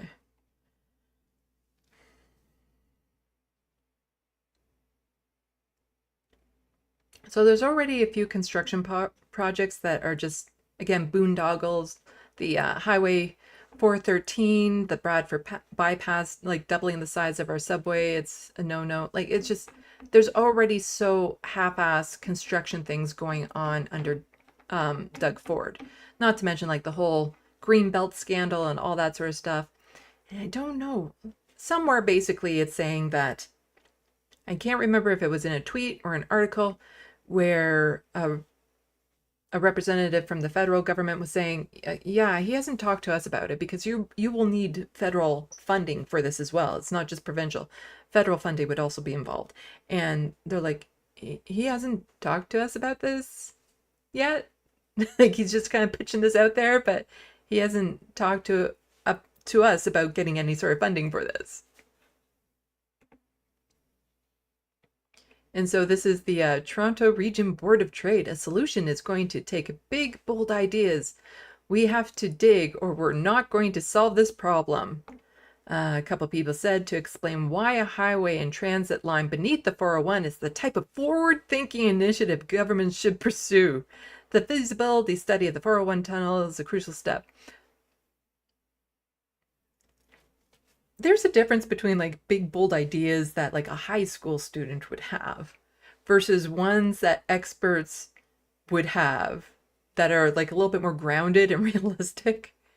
The idea, again, just the idea of putting a highway under the 401. Like, there aren't crashes every day on the 401 that are bad enough. Do you want to be involved in a crash in a tunnel under the 401? And somebody just saying, like, to be clear, this person doesn't know what they're talking about. A 50-kilometer traffic tunnel under the 401 would cost 150 to 200 billion, or 20% of GDP. You could buy the 407, and we'll talk a little bit more about the 407 in a moment, and the provincial municipal taxes on the next 1 million homes, add 150 kilometer of rail to the GO network. Oh, what's this? A rail line. That would be so helpful, and still have money left over. Let's see. And just TDOT resident mentioning this part of this, for anyone who didn't catch this part of Doug Ford's statement, that we would amortize the cost over a number of years. Simply, he means he would take on hundreds of billions of dollars in debt. Ford had already added debt faster than any government in Ontario's history. It would be one of the largest public infrastructure projects in the world. Yes. So yeah, largest infrastructure project in the world. For a tunnel, a highway under a highway. Probably cost hundreds and hundreds of billions of dollars. Where would the money come for that? Well, I don't think it's going to cost hundreds of billions, but in saying that, we're going to do a feasibility study, look at the cost, and see if we amortize it over a number of years. Yeah, it would absolutely cost hundreds of billions. And Doug Ford just whining, saying it took Bonnie, so Bonnie is the leader of the provincial Liberal Party. It took Bonnie minutes to confirm what I already knew. She opposes building a tunnel under the 401, and she'll cancel Highway 413. Bonnie will always say no. We're saying yes to building and yes to getting drivers out of traffic. And this person's kind of saying what I think. David is saying, this tunnel will never get built. You know it, I know it. Anyone with half a brain cell knows it. Your crooked government is doing bread and cruises, circuses, while Ontarians starve in their homes, die in the streets, and suffer in hospital hallways. What is more important to the people in Ontario?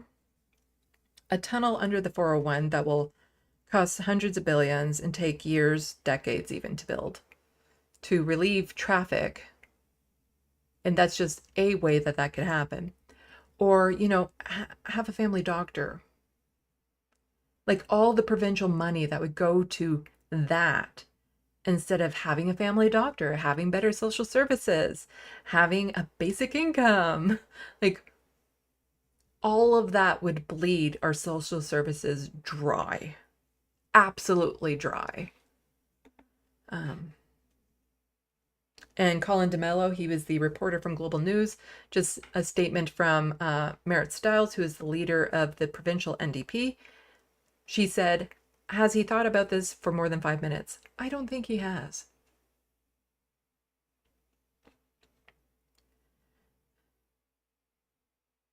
So let's pull up a map here. We're going to look at a map. Yay! So this here, this line here, let's zoom in. This is the 401. See that? That there. That's the 401 right there. And this here is a highway called the 407. You notice how it runs almost parallel to the 401 and covers all of that distance? Look, it's still going up. There's the 401, there's the 407. They're still kind of running parallel to each other. They're still kind of running parallel to each other. They're still kind of running parallel to each other. You get where I'm going with this? You see, the 407 is an interesting highway. It's very underused because it's one of the rare toll highways here in Canada. We don't have too many of them, and the 407 is one of them. It used to be provincially owned, and so then all the money from the 407 went to the province. It got sold. I forgot to look up exactly when that was. Just a second as I do that. We'll get back to the main shot.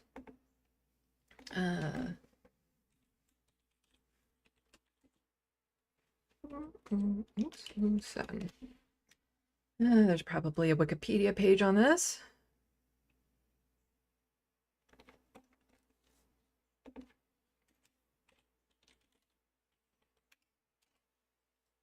There we go.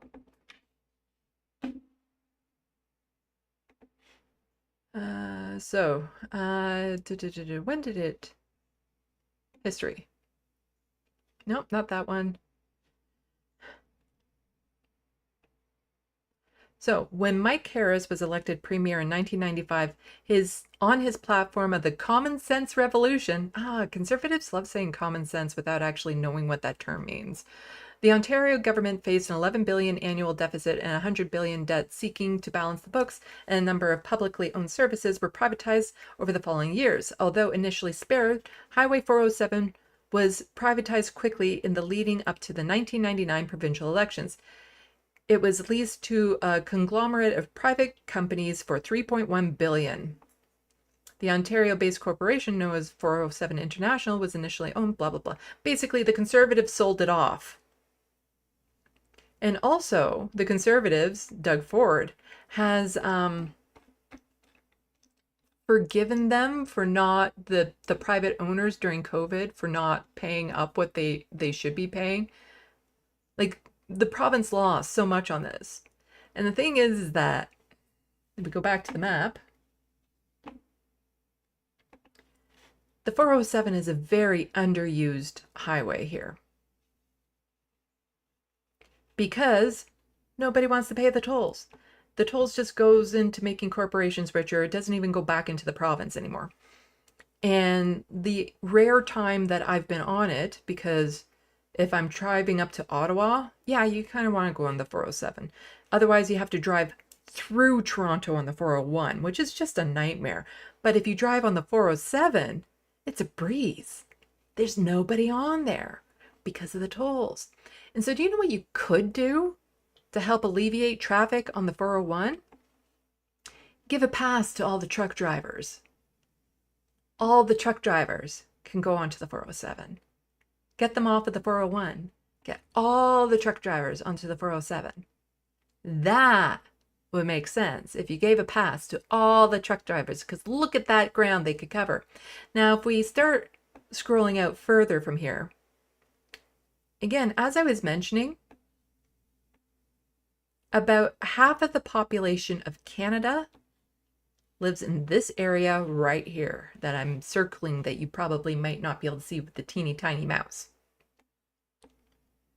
So from, let's say, Quebec City down to Windsor, which would be down here. This line here, this almost straight line here, has half the population of this country. How is there not a high-speed rail that goes through that? Like, that is just, again, half the population is right there. We need a high-speed rail there. That's what we need. Or just, you know, use the 401 and maybe put a rail line up the middle of it instead of, you know, a tunnel under it. Like, there's so many other reasonable solutions, like more expansion on the GO Transit and things of that sort. Or there were supposed to be all-day GO buses from my area to Toronto, which would also help. Like, there are so many other feasible solutions to this. And what does he do? Say he wants to build a tunnel. That will never happen because it's a ridiculous, stupid idea.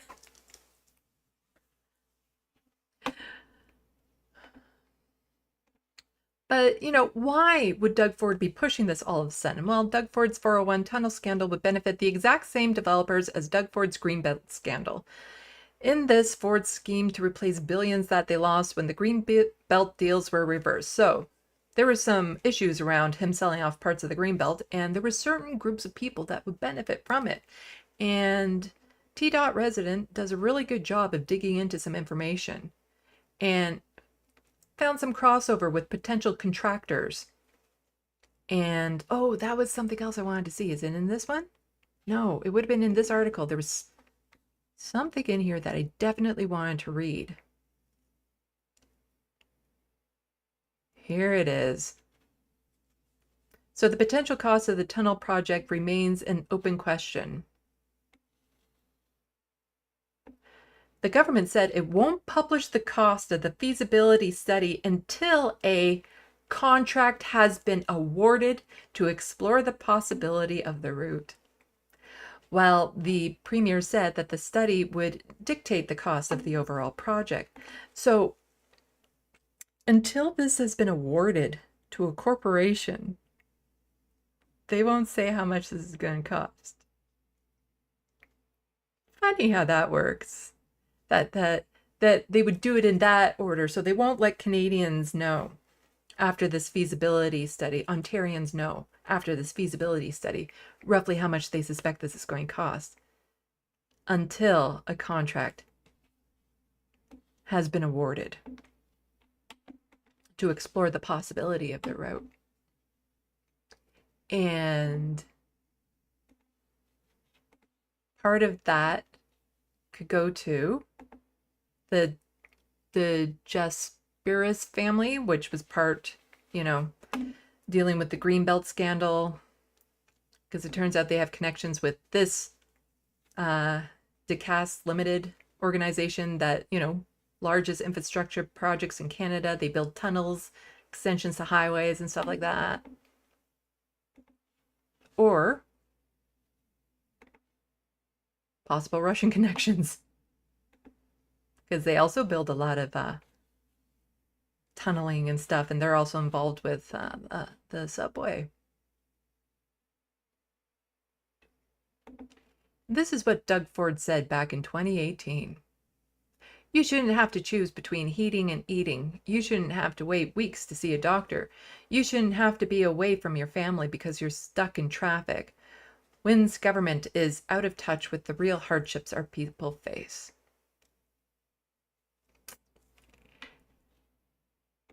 People wait weeks to see a doctor. People are choosing between heating and eating. People are stuck in traffic due to lack of rail lines and things of that sort. What exactly has Doug Ford done to improve those since he's got in office? Oh, right. He's made them all a lot worse. A lot worse. Let's see. Do I want to go over this? Oh, just read the headline. Gap between Ontario housing and population growth highest in 50 years report. Again, this is how poorly Doug Ford runs this province.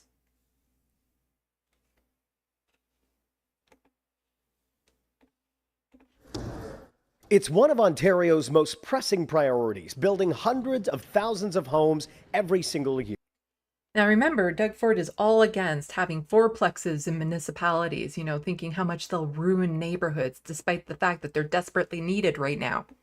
But the construction industry has been in a slump thanks to a perfect storm in this province. Interest rates come and go. They vary all the time. We've all lived through a number of cycles of interest rates. What is different this time is the stickiness and the cost to build, the cost to renovate housing. Ontario's housing construction numbers really tell the story. In the first 6 months of this year, the province saw 36,000 new units under construction. That's lower than the 42,000 in 2024, a 14% drop. Worse still, the province saw a 44% drop in housing construction in June. So when they try to blame immigrants and international students for the cost of housing, keep this in mind. Compared to June of 2023. But the construction industry believes the situation is about to get much worse. Developers typically sell new homes years before the construction can begin, and those sales figures have also plummeted. New home sales in June of this year were 50% lower than they were a year ago. Today's sales are tomorrow's housing starts, so we're really going to see a dearth of supply in the market in 2 to 3 years. Critics argue it's the Ford government's policies and reversals that's been clogging up the construction.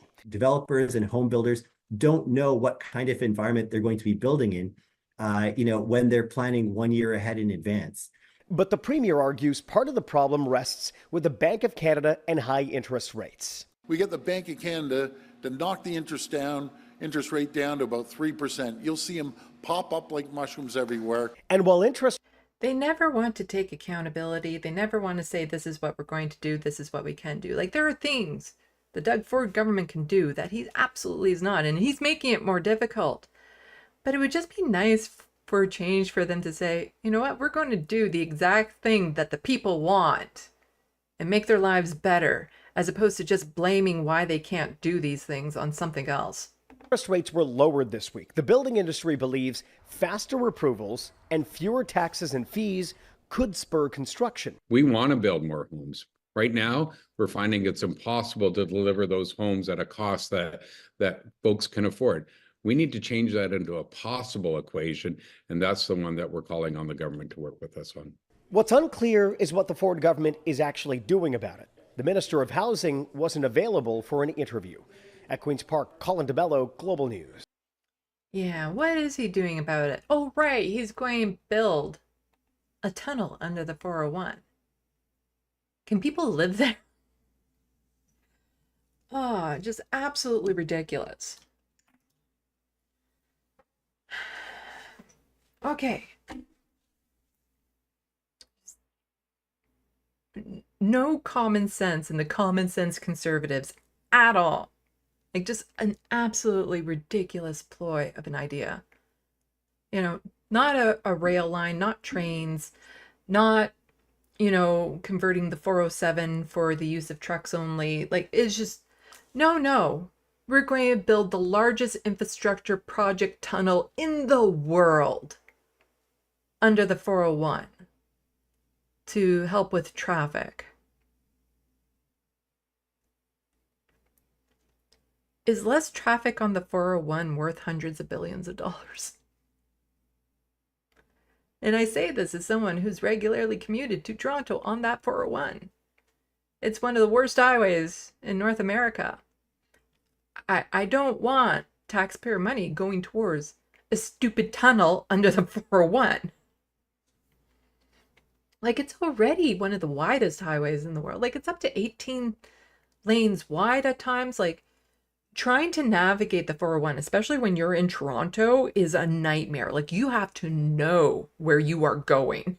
Like, you have to be familiar with the roads and stuff, or you're going to get so turned around and lost. Like, it is just I used to live in Toronto, so I'm a little bit familiar with them.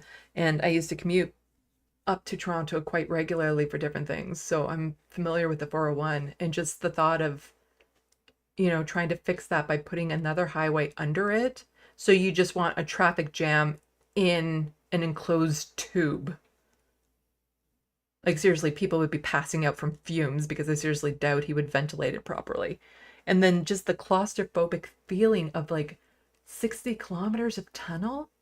Who would want to drive through that? And the accidents, and if you get stuck in there, like, oh my God, so much can go wrong with that.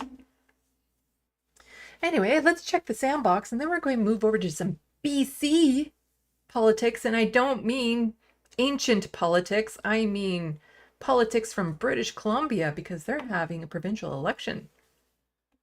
But first, check the Sandbox. My chat keeps on saying that it got disconnected and then connected successfully again, like right afterwards.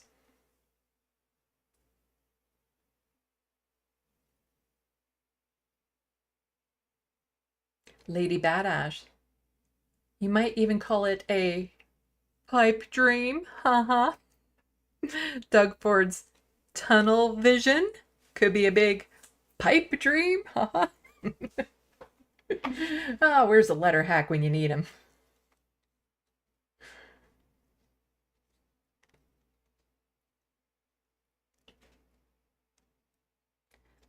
John Martinez, the cities in the United States that have tried UBI noted more people spent it on necessities like food and utilities. It lifted quite a few people out of poverty.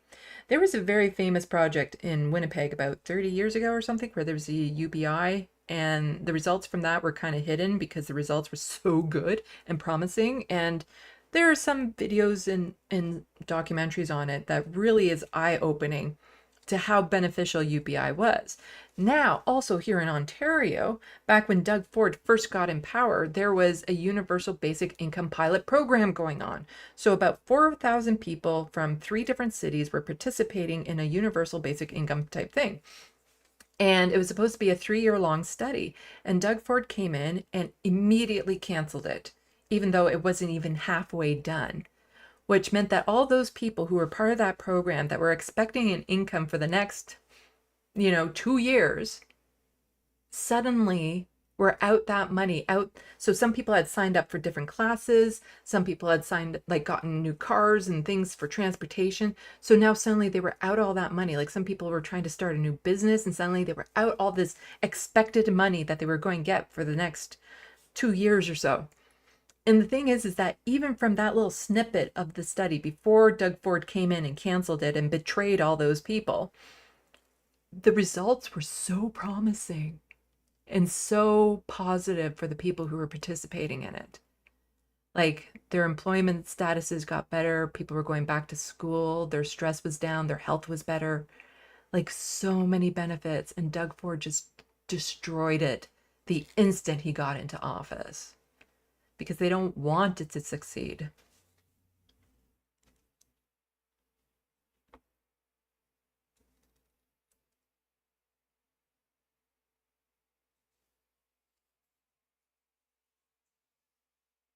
Lady Badash saying, John, in Canada, we had a study for UBI during Harper's reign and it was extremely promising, but it was canceled by his government.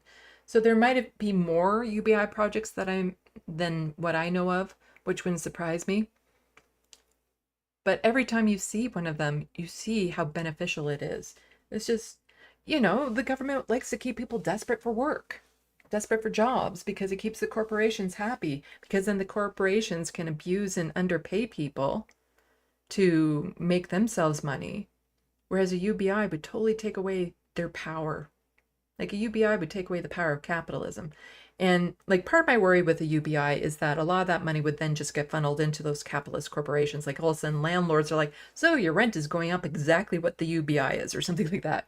So there'd have to be like checks and balances put in place to make sure that that money isn't then like instantly funneled away into other corporations by them raising prices or taking advantage of it. So it is a lot more complex than what people think. And then there's other people who might still, because some people are worried that a lot of the other supports will be taken away. So people who are on disability we still need like our extra supports when it comes to medical equipment, medication, getting treatments and all that sort of stuff. Like it is complex, but it is very doable.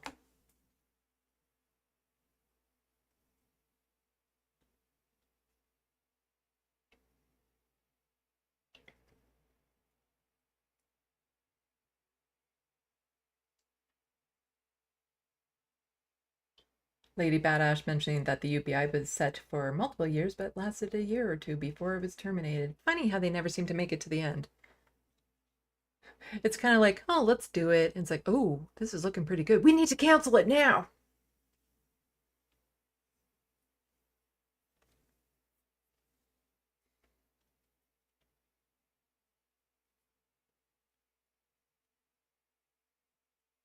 Grant Johnston, conservatism is fascist light. The more conservative the individual is, the more fascist they are. Oh, we'll be getting into some of those people in BC in just a moment.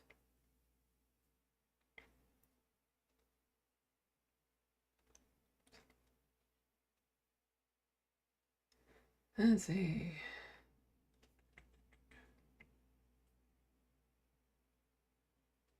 I don't know what that's in reference to, Germ.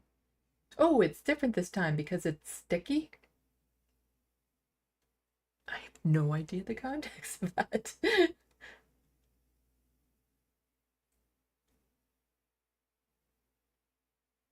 Oh, Lady Badass. Oh shit, did I mix up Ford and Harper? They're pretty similar. But I think so. I think we're talking about the same thing.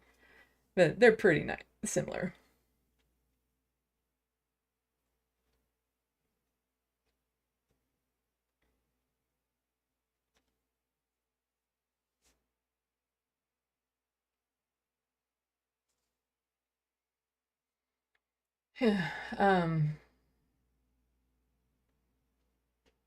Yes, a UBI would help everyone. It's doable. More houses need to be built. It's doable. And as I said, there's some other quick fixes to get housing now. And a lot of that has to do with like rezoning, converting old office buildings, old factories, like buildings that aren't being used anymore, abandoned malls and all that sort of stuff. Make those into housing, convert that, multi-use stuff, fourplexes, eightplexes, like all of this sort of stuff that would build them a lot faster and would cause more infill, which would be beneficial. Because then you're destroying less of the environment and, you know, mixed zoning. You know, don't just make a residential area, make it so that there's businesses and grocery stores and all that sort of stuff there to make cities more accessible. Okay, shall we get into some BC politics? So in British Columbia, there is an election coming up, and I've covered British Columbia a fair bit recently because their current provincial government is the NDP run by David Eby, and they did something quite horrific recently. They have announced that they're going to start forcing people into treatment. And who are those people? People with severe addictions, whatever they determine that to be, people with brain injuries or mental health issues. Again, who's determining this? You can go and watch the videos on it. I go into quite a bit detail on that. So, you know, I'm not necessarily a fan of the NDP in British Columbia. The Conservatives are worse. They're so much worse, because I've even pointed out that the Conservatives got mad at David Eby for the forced thing, like the forced treatment thing, because he flip-flopped on it, not because he was doing it, because the Conservatives would be more than happy to do that sort of thing. And yeah, so they have an election coming up, and their Conservative Party there has gone to obscene right-wing tendencies. I covered a bit of it I covered one of them last week. So one of the candidates, Conservative candidates last week, or last stream, where she was painting a picture of like, the SPCA, the animal control can just go around and, get cats and dogs off the streets and put them in good homes and stuff like that. And basically we should be able to do that with people. Just go and round them up and do that sort of thing, comparing people to cats, stray cats and dogs. Well, there's more. There's more of these lovely people that are running for office in British Columbia. So I wouldn't say vote for the NDP in British Columbia because they're horrible, but the Conservative Party is so much worse. They're so much worse. And I always hate this idea of vote for the lesser evil, but sometimes, when it comes to the election, by the time the election comes around, it's too late to make any of the changes you want. You have the parties in front of you. One is not as bad as the other. You vote for that one. Plain and simple. You vote for the lesser of two evils.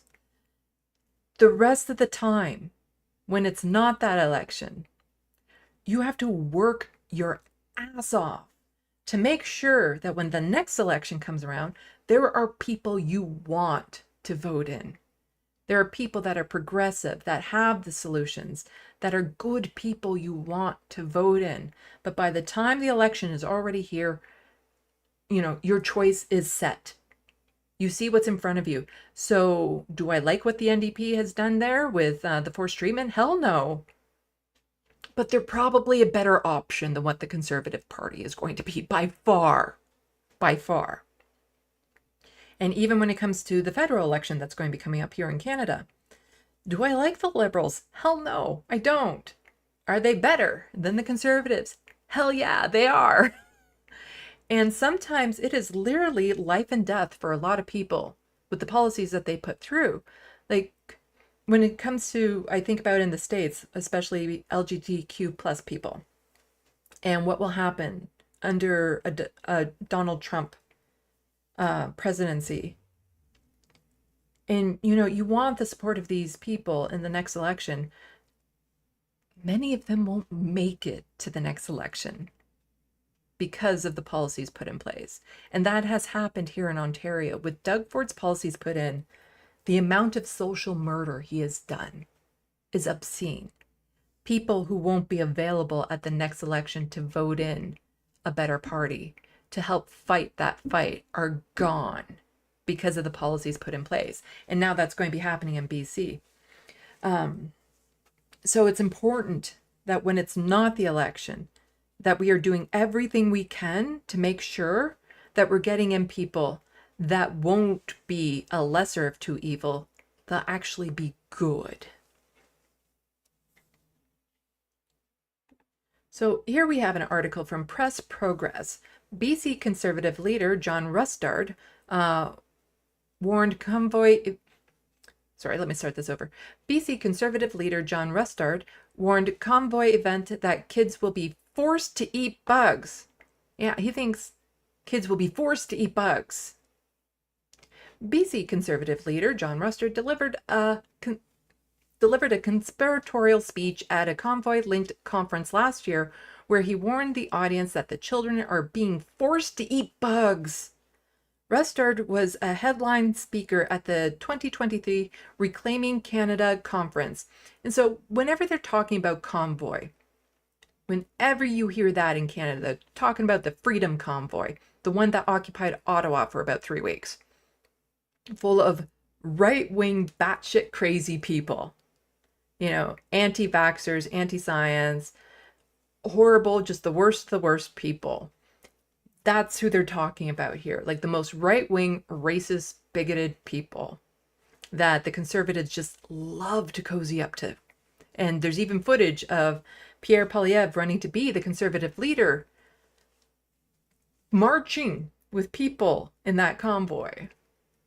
So just absolutely horrid people. So whenever you see convoy or convoy link, that's the type of people they're talking about. And that convoy never really went away. It's just you see it in different forms. And there's even still some protests and minor blockades in areas and things of that sort that, again, Pierre Poilievre loves to go visit. So An event hosted by a convoy spin-off group called We Unify. The conference was billed as a celebration of the anniversary of the Freedom Convoy. In recognition of the 2022 Freedom Convoy, a second national conference was held in Victoria, British Columbia, to assemble a coalition of leaders, including Brian Pickford, leader of, okay, we don't need to know that. During his speech, Rustard referenced a far-right conspiracy about climate change and bugs. Now, I don't have to read this because we can watch him say it.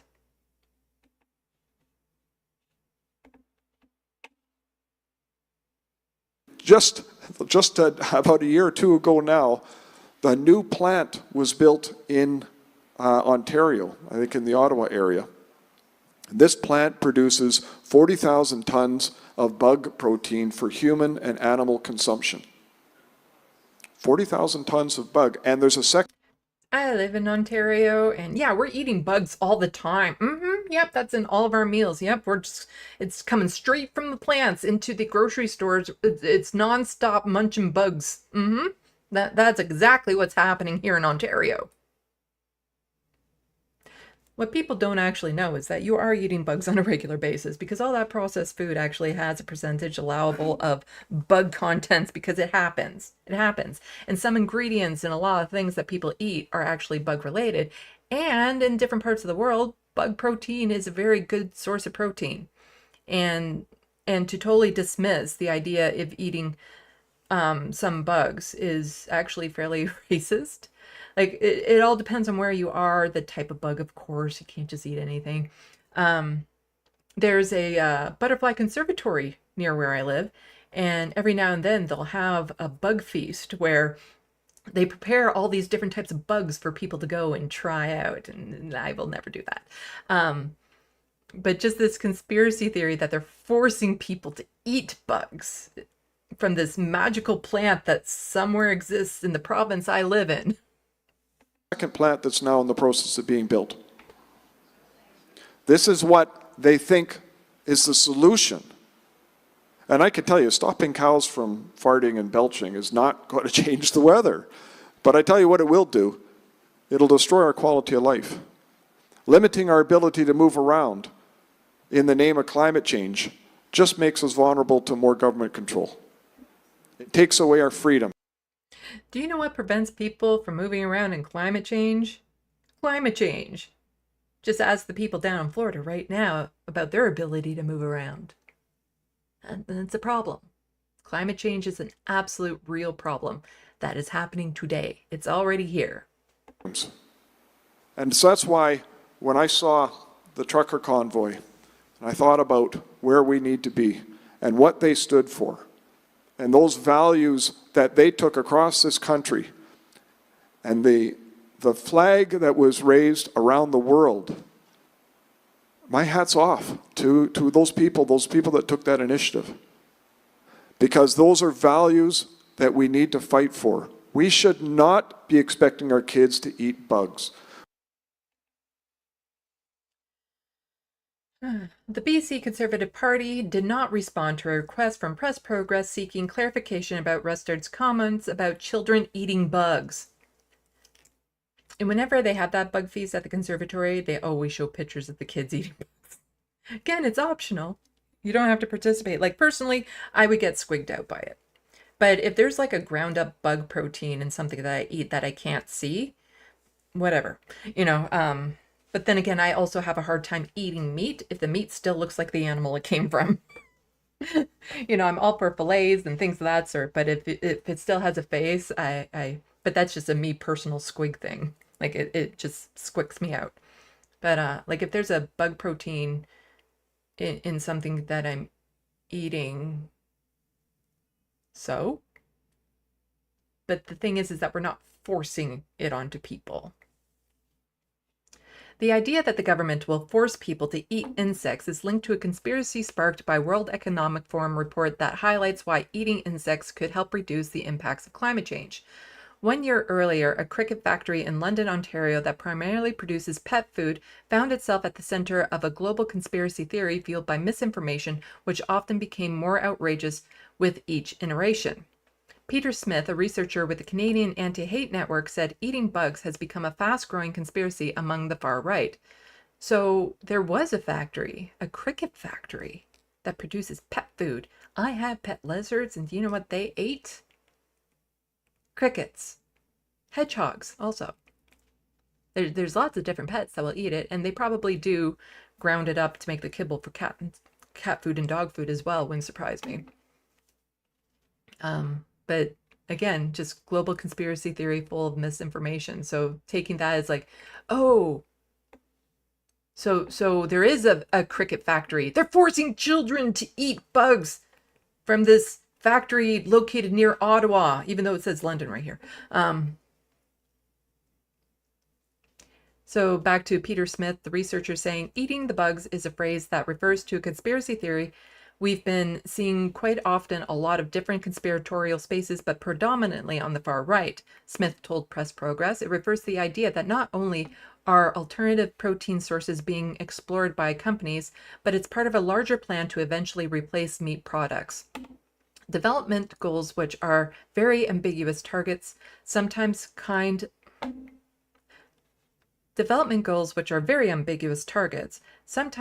of loose, set by the United Nations and international development organizations, then get misconstrued to be the fiendish plots to keep everybody inside of urban spaces and outlaw all the fundamental rights and freedoms we've come to enjoy. At another point in the same speech, Rustard suggested climate policy is to blame for mass starvation. I think it's great to use organic and do the best we can in terms of food in our food source, but we're talking about billions of people in the world starving to death because of a policy on climate change, Rustard said.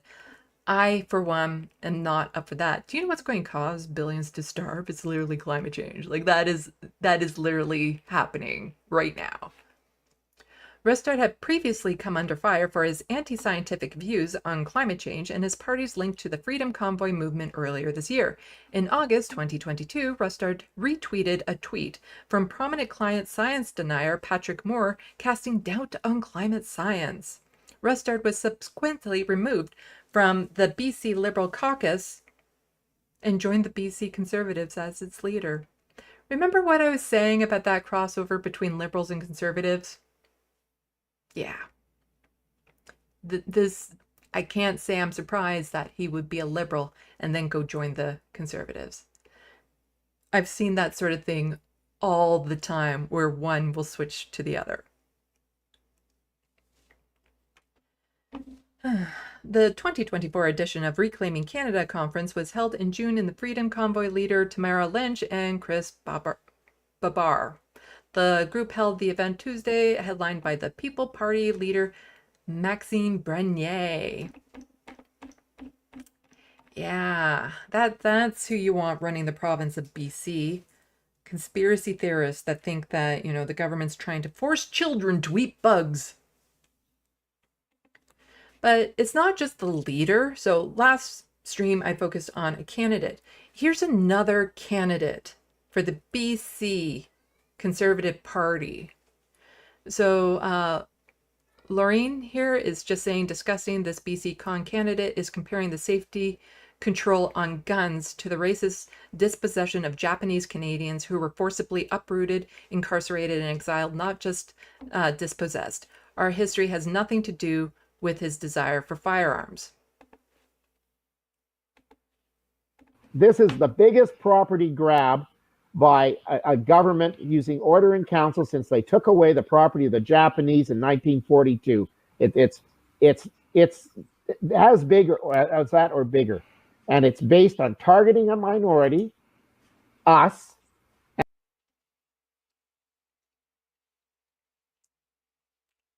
Hey, white man, you ain't the minority.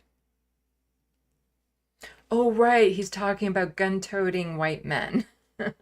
You're not the minority. You're not the targeted minority. Yes, Canada has gun policies. It's a good thing. I don't think people should be able to have guns. You are not under threat of having your existence and your culture taken away. Just saying, you're safe, white man. You're safe.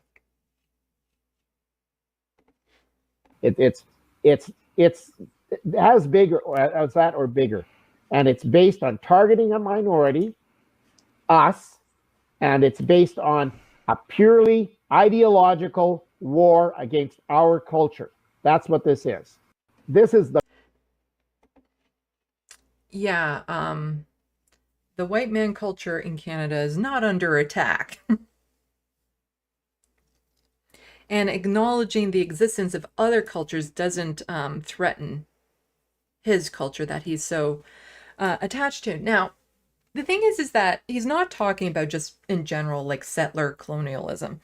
What he's talking about specifically is he is an absolute gun fanatic. I couldn't believe it when I looked at his Twitter account. Oh my God. So in Canada, let's go back here. We don't have the same issues around guns as in the United States. I know, shocking. The United States has more guns than people, literally. But Canada is also actually really high up there when it comes to percentage of people who own guns and how many guns are in possession. And that's because of a hunting culture, which is not under threat. But, you know, not too long ago, Justin Trudeau stepped in and put a freeze on all sales of handguns and things of that sort. And I'm the type of person where I feel like nobody should be owning guns. Like I am that radical. But I do feel like the checks and balances that we have in this country are good. Like you have to go through training and references and all this sort of stuff in order to get a license to have a gun, including hunting guns and all this sort of stuff. And this is good. And because of that, we have far, far fewer shootings than the United States, even though a lot of our cultural signifiers are the same, like mental health issues and lack of mental health treatment, because in Canada, universal basic healthcare does not include mental health. The games, video games that kids watch, the entertainment and all that sort of stuff, it's pretty much in line with the United States, but we don't have the same crisis around gun violence. And a lot of that has to do with access. Now, when it comes up to, you know, issues around guns in Canada, I tend to be the type of person that would just like it not to be talked about because I don't want it to become an issue in Canada. So even though I agree with Justin Trudeau putting a freeze on all handguns, I don't know how much it was needed. And then it just made the issue around guns a focus. And I don't want it to be a focus because you have idiots like this guy. So I just scanned his Twitter account. So Sheldon Clare, single father, CNC history instructor, president of Canada's National Firearms Association, community volunteer. Can Canadians use guns for self-protection? Sheldon Clare with Carol, so some sort of podcast. NFA at the United Nations. So that would be, no, is that the National Fire Association? Yeah, probably. Let's see. Canadian firearm advocate Sheldon Clare blasts Liberal plan to ban so-called assault rifles. Assault rifles are banned. And they should be banned if they're so-called. Let's see. See this Instagram video by National Firearms Association. Okay, so that one's not about it. So Bill Blair, you're misleading Canadians. AR-15s have never been military firearms. These sporting arms are the most popular semi-auto rifles in North America, and the tech is 100 years old. Firearms aren't dangerous. Firearms are very dangerous. Deal with crime. Don't punish the lawful for political points.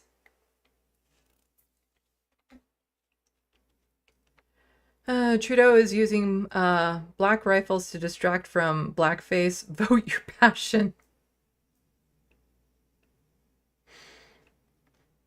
Oh, take that, AP style. Court of law rules that Oxford comma is necessary. Huh. That seems very quaint, mixed in with all these other tweets. Kind of feels like one of these is not quite like the other.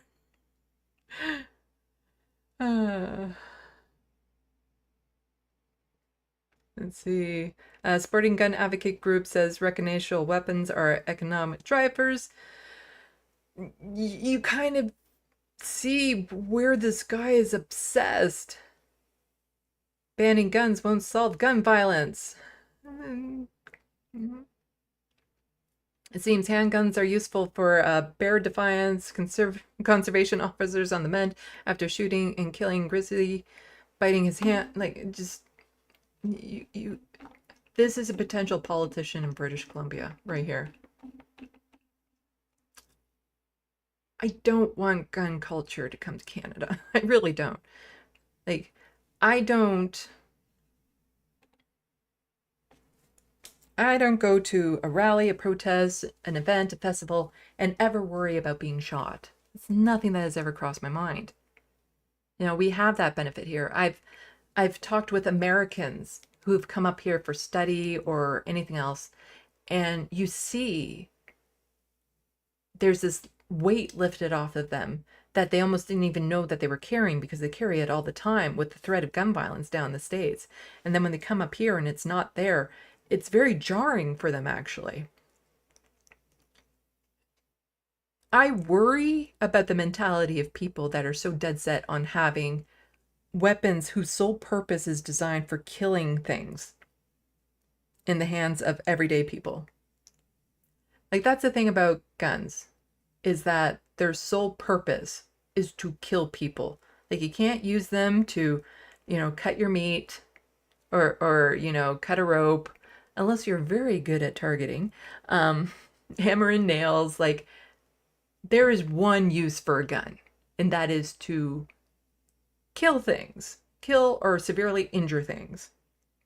And I don't think that type of weapon should be in the hands of everyday citizens, because like we see in the States, when a gun is available, then every argument becomes a firing match. When it's just so readily available that you can turn your anger into that. The statistics in suicide tend to be higher in the United States because of the prevalence of handguns and things, and people using guns to unalive themselves and all that sort of stuff. But yeah, British Columbia, whew, you have some interesting choices ahead of you from the looks of it. You know, gun-toting, bug-eating, fearing bug-eating, forced bug-eating. I don't know. Comparing people to cats and dogs, conservatives versus the NDP, who will force treatment by literally sending drug addicts and people with brain injuries and mental health illness to actual prisons.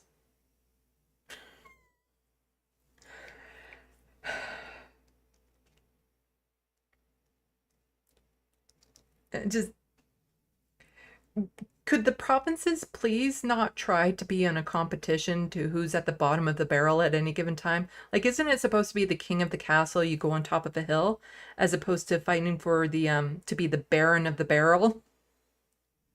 You know, where you're at the bottom of the barrel and you fight to be at the bottom of the barrel. Can we please not have the baron of the barrel?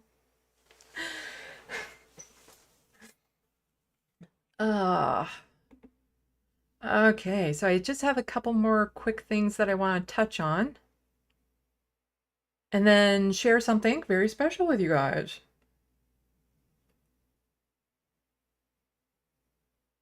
Yep, these won't take too long. Okay. Again, in my last live stream, I covered the fact that there was a rally in Toronto for Grassy Narrows. I've covered Grassy Narrows at length. And it is an Indigenous community that has been suffering from mercury poisoning for decades, like decades and decades. And they've recently taken the province and the federal government to court because neither of them are doing their job in correcting the damage that has been done to this community. And so there was a rally for Grassy Narrows in Toronto that some schools took school kids to. And during that rally, a protest broke out of people in support of Palestinians. Not shocking that, you know, Indigenous folks here would be in support of Palestinians over in Gaza, considering that they're both victims of the colonial system. Not shocking. And quite often, you know, of course, not all Indigenous people here are a monolith, but from what I've seen, overwhelmingly they're in support of Palestinians and what's happening in Gaza and are anti-genocide. And so a lot of people got really upset with the fact that there were keffiyehs and people saying free Palestine at this, you know, rally for please can we have clean water from Grassy Narrows. And the issue of Grassy Narrows actually got overshadowed quite a bit because of Zionists just being so outraged at the fact that their kids were exposed to the fact that there's a genocide going on in Gaza. So from there, we now have this. Ministry of Education launches probe into TDSB field trip that turned into protest. Ontario Minister of Education launched an investigation into Toronto District School Board field trip that turned into a protest. On September 18th, students from various schools across Toronto attended a field trip to Grassy Narrows River Run, a community event organized in support of Grassy Narrows First Nation in their effort in addressing decades-long mercury pollution in their community. The statement issued on Friday, the school board said the excursion was intended to be an experience for students to hear from Indigenous voices about the ongoing challenges faced by the people of Grassy Narrows. Now, keep in mind, this isn't all that uncommon to do this sort of thing. As I showed in my last video about this, school kids were taken to a pro-Ukrainian rally where they were actually given signs, encouraged to wear certain colors, and all that sort of stuff, different chants in support of Ukrainians. But somehow now, when they do that for Palestinians, oh, it's bad. It's really bad, and they shouldn't be doing this. And also keep in mind that we have a Catholic school board here in Ontario that regularly funds students to participate in March for Life things, you know, anti-choice things. And they actually get funding to ship kids off to protests and rallies for that, which, you know, should definitely not be allowed. And so it's just the fact that these kids were exposed to the reality that the colonial settler system is genociding another group of people is what upset mainly Zionists. You know, the kids were not harmed. They were not in danger. You know, they weren't being targeted for being colonizers, as some of them were saying. You know, no one was under threat of harm during this rally. And remember, the primary reason for the rally was for clean water at Grassy Narrows. And it just happened that some of those people within that rally were also pro-Palestinian protesters. So the school board officials later apologized for the situation, said to review the policy. I don't need to go too much more into this because, like I said, I have a video about it. But, you know, what this has led to is this. Oops. Ford government warns schools to watch political bias ahead of October 7th anniversary. Sorry, what was that? So we're coming up to the October 7th anniversary, and you be careful what you be saying in those schools about what happened.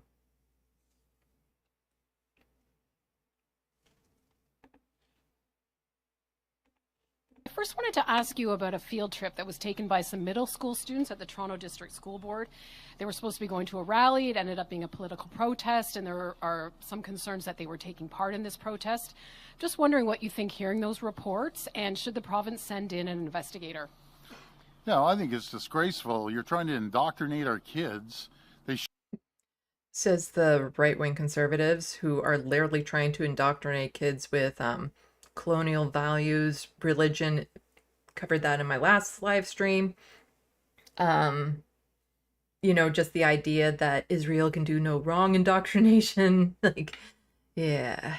Should be in the classroom learning about reading, writing, spelling, arithmetic, the whole shebang. But instead, the TDSB and these teachers want to bring them down to a rally, a Palestinian rally, and it was not a Palestinian rally. It was a rally for Grassy Narrows that happened to have some people who were pro-Palestinian. It's ridiculous. I've said this indoctrination for years, and I don't want to paint a broad brush for all the teachers, because it's not all the teachers, it's a small minority teachers. And it's no different in our universities as well. I was just And this is a glitch in the actual feed. It'll cut back to the thing in just a telling moment. them Ontario's privatizing healthcare and this and that, and I'm thinking, just Again, a glitch in the actual feed. bad actors that are teaching our kids. Number one, you shouldn't be teaching our kids. But number two, stick with your knitting. Stick with teaching the kids the geography, history, math, spelling. That's what they need. They don't need to be indoctrinated. So he just told a group of workers who are predominantly women, teachers, to stick with your knitting. You know, don't try to be teaching these kids values. Just stick to your knitting.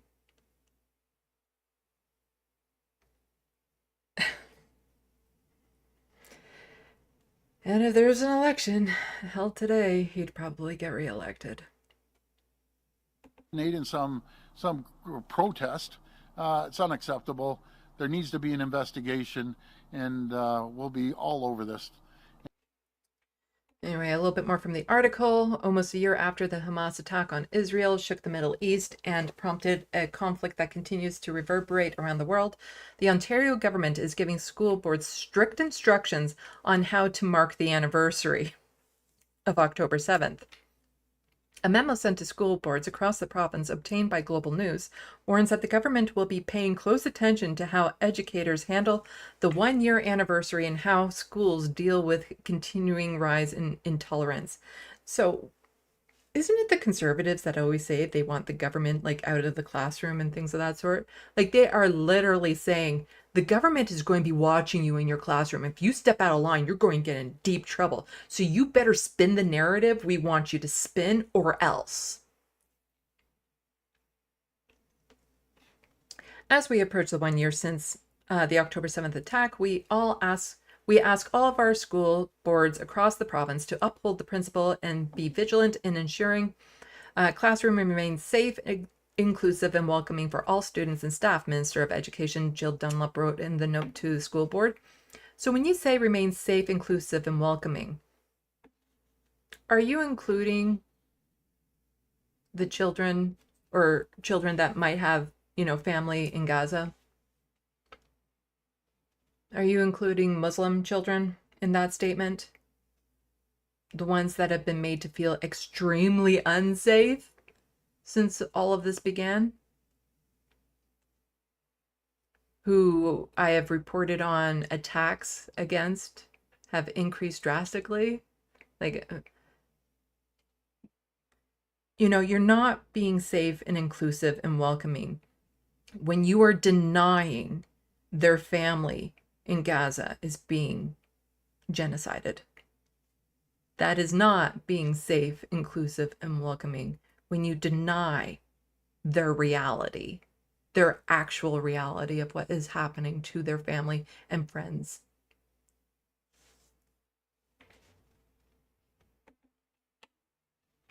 The memo instructs school boards to focus on learning and includes a stern warning about the minister's expectation in provincial classrooms about the nature of any discussion about the world events.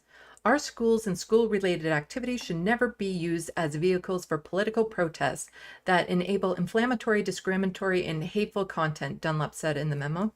My school, back when I was in high school, actually helped me go to a rally. Now, it wasn't funded directly by the school, but it was kind of done through the schools, where they actually got students from all around to be bussed into a rally in Quebec to ask the people and support the people to vote no on a vote to separate from the rest of Canada. This type of thing, like teaching kids about civil engagement, is good, actually. Like actual protests and rallies, it's good to teach children civil engagement, how to protest, how to rally, how to network to do those things. And also to be able to think critically about why these protests and rallies are happening. That's actually really good and should maybe even be part of the curriculum. Like they have trips to Parliament buildings if you live near enough to them and stuff, to learn about politics, like learning about politics, learning about the history of Canada, the colonial history of Canada, the real history of Canada. All of that should be included in school because it's how this country was built, and history, accurate history, should be taught. While everyone is entitled to their own political opinions, they are not entitled to disseminate political biases into our classroom, the memo said. Genocide bad is not, that shouldn't be, you know, a political opinion. That should just be fact. That genocide is bad. Yeah, I don't see what the other side of that would be.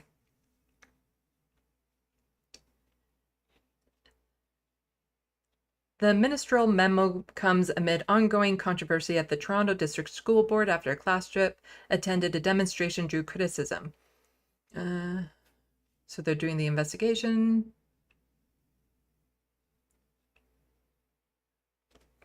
So Dunlop's memo sent on Thursday said the province is experiencing a distressing rise in intolerance, racism, anti-Semitism, and Islamophobia across Ontario, including our schools, and asked boards to create safe spaces for students and staff.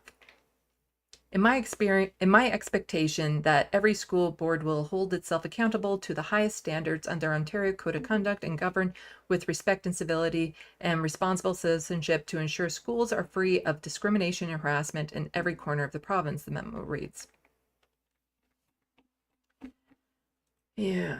And the thing is that it's not going to be the same for every classroom across the board because, you know, it's demographics. You know, some areas might have a higher percentage of Muslims or people from Gaza and Palestine and all that sort of stuff. Like, when it comes to teaching lessons, it's very hard to say this is what works in every single class when every single classroom is different, and there should be some discretion by the teacher and the board, like the school board and the classroom and stuff like that, as to what gets taught, as long as it's all factual stuff. Like, I'm talking about factual stuff, not, you know, made up fairy tale stuff that they want to indoctrinate kids into. Again, watch my last video about some conservatives. I think I posted it this morning, so you should be able to see the clip of it. Again, the conservatives are all about, don't you dare indoctrinate kids into learning the truth, but we want to indoctrinate them into our religion.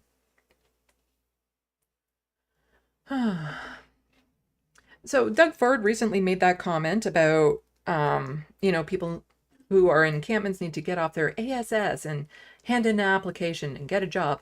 I've also posted a video about that and just how inane that comment was. Well, he continued with stupid comments. He doubled down, of course he would. And so we have this video here, also sent out by Richard Southern from City News. Video of the premier latest comment today. We have 1 million people that are on Ontario Works or ODSP. We need to get these folks back working. Remember, ODSP is for people living with disabilities. He's not connected to reality of everyday life, says Liberal MPP John Fraser of Ford. Like I said yesterday, you know, if there's anyone out there maybe have mental health issues, addictions, have a disability, I'm always going to take care of those people for the rest of their lives. You're young, you're healthy, and you can work. You have to find gainful employment. That's what you need to do. You can't, you know, we spend over $1 billion. We have 1 million people that are on Ontario Works or ODSP. We need to get these folks back working. Those two groups are not the same, but there's a lot of similarity in them, which I'll get to in just a moment. ODSP, I have no problem taking care of people. Works or ODSP. We need to get these folks back working. ODSP, I have no problem taking care of people. But I got to give a shout out.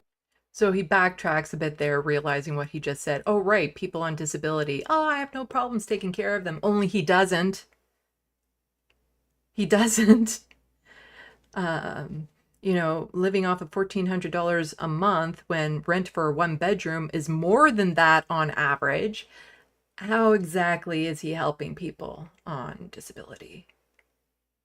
And I can say this as somebody who has to rely on disability, that he is not helping me live a decent quality of life. It's legislative dire poverty.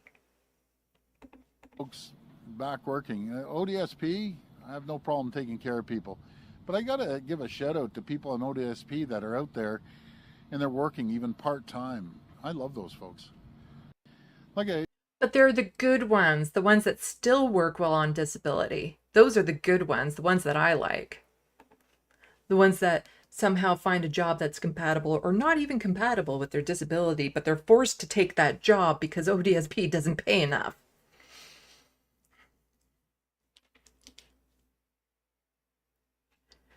Now, what I wanted to say more about that is, so about half of that million people on Ontario Works and ODSP are on ODSP. And when you're on ODSP, that means, you're living with disability that prevents you from holding down any sort of regular mainstream type work. And so quite often, because we're paid so little, we're forced to take on extra jobs. Like, I would love to get rid of the ads on my channel, but I live with dire poverty because I rely on disability.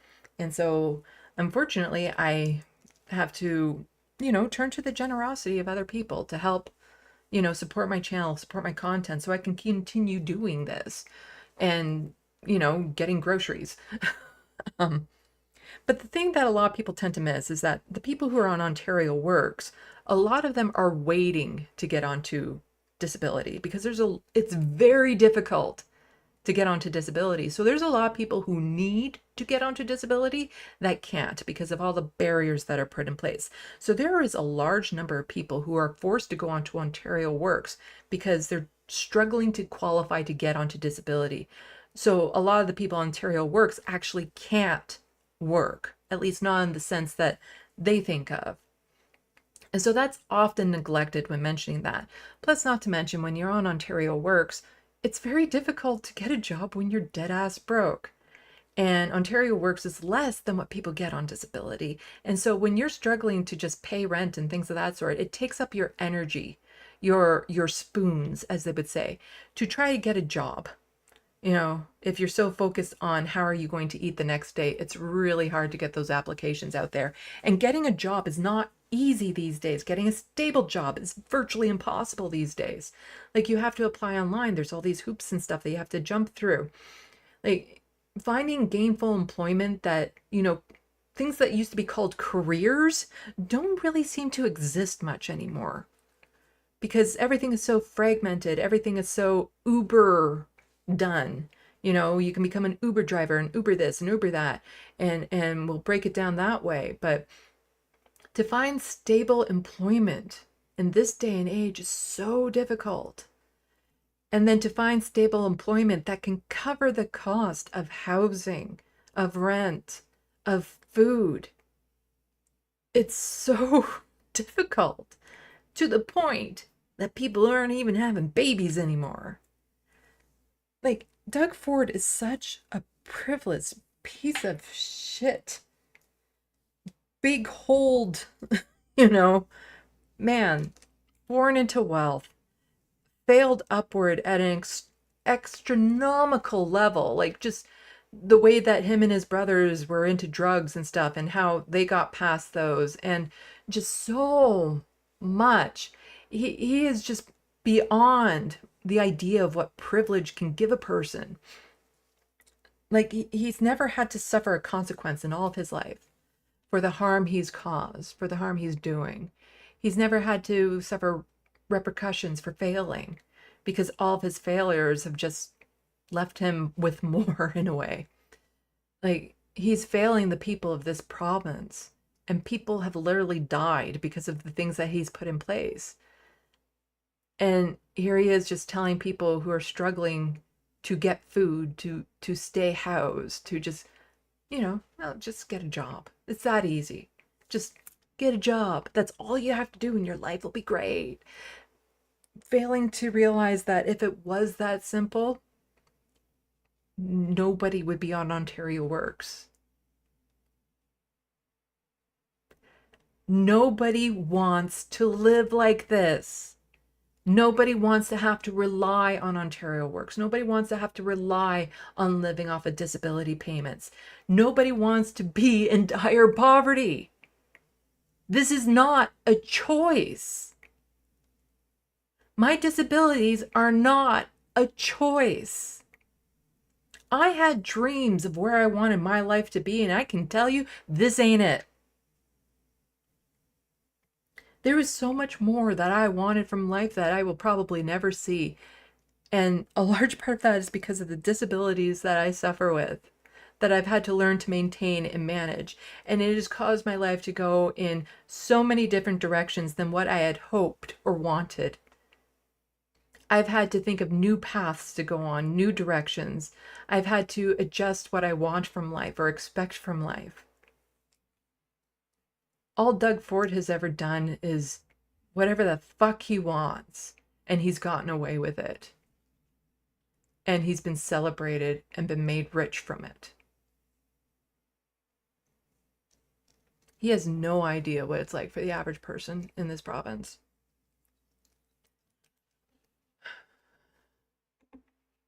Just one more quick story, one that I've been following since it pretty much began. A year after Sarah Jama's expulsion, Ontario NDP executive to study bringing back the independent MPP. So shortly after October 7th, Sarah Jama was one of the, I'm trying to think few, if there was a few. Well, in Ontario at least, she was the only one to speak out and say, you know, Palestinians are people and maybe we should call for a ceasefire now. And this was just a few days after October 7th. She was calling for a ceasefire and referring to Palestinians as people. But she was also including, you know, mentioning that the attack on October 7th was totally unacceptable and she condemns it in all manners whatsoever. And but she was also saying, and the attacks on Gaza costing the lives of innocent people is uncalled for, and condemns them to the fullest as well. Because she did that, she was voted out of the Ontario NDP caucus. She was kicked out. And I have videos on that, and the treatment they put her through was really quite horrendous. And since then, she's been sitting as an independent MPP. And so now that's been almost a year, and now that there are rumblings of a provincial election coming up, because a lot of these announcements from Doug Ford, you know, with the tunnel under the highway and all that, it hints of him calling an election sooner than later. Well, now the NDP is like, oh shit. She has a good chance of, you know, getting back into her seat as an independent. Like, it is exceedingly hard to be voted into office as an independent. But she's popular enough, she could pull it off. And just the treatment that the NDP has done to her is really bad. So the NDP is kind of like trying to weigh it out right now. What would be more beneficial for them? Running an NDP candidate in that riding, which I feel they shouldn't even bother because of what they did to her, or trying to get her back in the fold to remain as an NDP seat in the House. Which one will benefit the NDP more? It's not about, you know, making amends or apologizing to Sarah in any way whatsoever. It's all about what the bottom line for the party, what would benefit the party the most. So the Ontario New Democratic Party is looking at possibly bringing Hamilton MPP Sarah Jama back into its fold a year after the party kicked her out. The party's executive has passed a motion to study electoral scenarios in the Hamilton Centre riding that will include nominating Jama as its candidate. So again, electoral scenarios. What would benefit us the most? The party expelled Jama from caucus in October 2023 over statements about the Israel-Hamas war, which I have mentioned. And Merritt Stiles accused her of undertaking a number of unilateral actions and have undermined our collective work and broken trust of her colleagues. That was because Sarah Jama went ahead and wanted to sue Doug Ford when Doug Ford said that Sarah Jama supports the rape and torture of Jewish women. Literally. Like literally. I would imagine that tweet is still up. You can go back and watch my videos on it, but what Doug Ford said about her was quite horrendous. And instead of the party supporting her, they're like, how dare you still speak your mind about Doug Ford? We're going to kick you out of the party. Sorry, just got a cat jump up on my lap. Oh. The MPP who represents downtown Hamilton has since served as an independent. Okay, we know that. Other scenarios the Ontario NDP executive will study include endorsing Jama as an independent candidate, not running any NDP candidate in Hamilton Centre, or running a candidate against her. So Sarah has announced, I'm going to run in the next provincial election to stay your member of provincial parliament in Hamilton Centre. Come out to the nomination meeting September 12th from 7 to 9. So she is definitely running again, and I hope she gets in. I want her to be Prime Minister of Canada or Premier of the province. Oh, if only we could do that in party politics. Elect a person to do that. Let's see. Do I really want to read more of this? You guys can see the let's get down to here. So NDP Riding Association Hamilton Centre wants Jama back. So kicking her out of caucus actually went against a lot of what the base of the NDP wanted. Tom Baker and David, I don't know how to say his last name, President and Vice President, respectively, of the Ontario NDP Hamilton Centre Riding Association executive, told CBC Hamilton they strongly endorse the making of the report. The motion shows us for the first time that there may be some openness for another option than running someone against Jama, David said. It's really eroding support for the NDP not to have Sarah active in the party, he added. The most enthusiastic members and activists in our riding virtually all left when Sarah Jama was pushed out of caucus. Sarah represents the kind of politics and the kind of policies that the people in the riding know we need. Baker said he worries that if Jama runs as an independent, it could split the progressive vote in the riding. I don't think it would split it all that much. I think it would all go to her. It would be hard to find someone to run against Jama for the NDP, David said, adding, I don't see how we could mobilize the resources to have an effective campaign. Okay. So I just wanted to also mention that because it's hard to believe that's been almost a year since the atrocities in Gaza have started. And where are we now? Oh, Israel's pushing on into Lebanon. Things have not gotten better there. They've only gotten worse.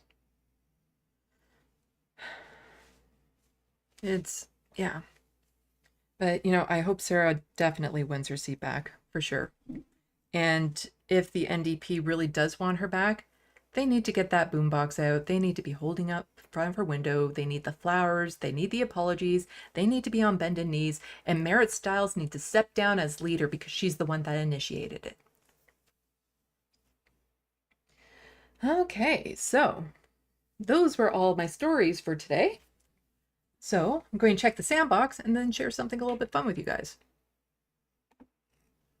I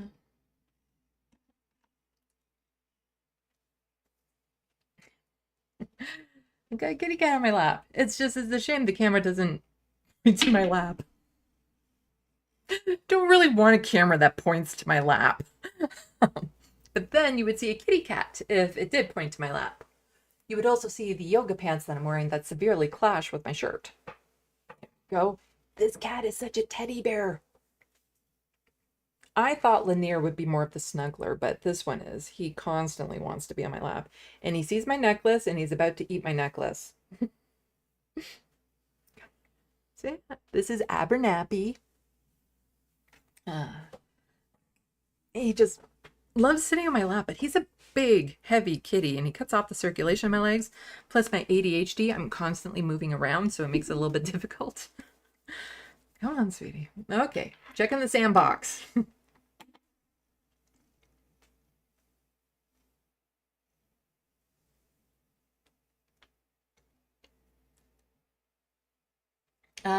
Welcome. Oh, Soul Life Bad Lefty, Adrian, all welcome, and Geod Dragon.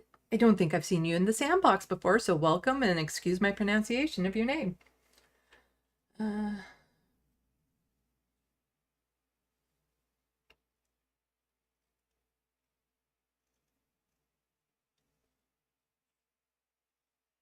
John Martinez, as a recovering alcoholic, I can honestly attest that you can never force anyone to quit if they don't want to. The addict is, and only the addict has to be the one to want to make the change. BC is nuts. Yeah, and I talk about that too in the video. I think it went up today or yesterday. I clipped it talking about what's happening in BC. I also have videos up about Doug Ford removing 10 of the 17 supervised consumption sites here in Ontario. So, you know, it's a subject that I'm very passionate about, even though I've never dealt with addiction myself. But I actually have a video clipped. I don't even know when it went out. I think actually that one went out too. I clipped a video called "A Lesson in Empathy and Healing," where I talk a bit about, you know, why I care so much about this particular subject and cover it so much, even though I personally have not dealt with addiction.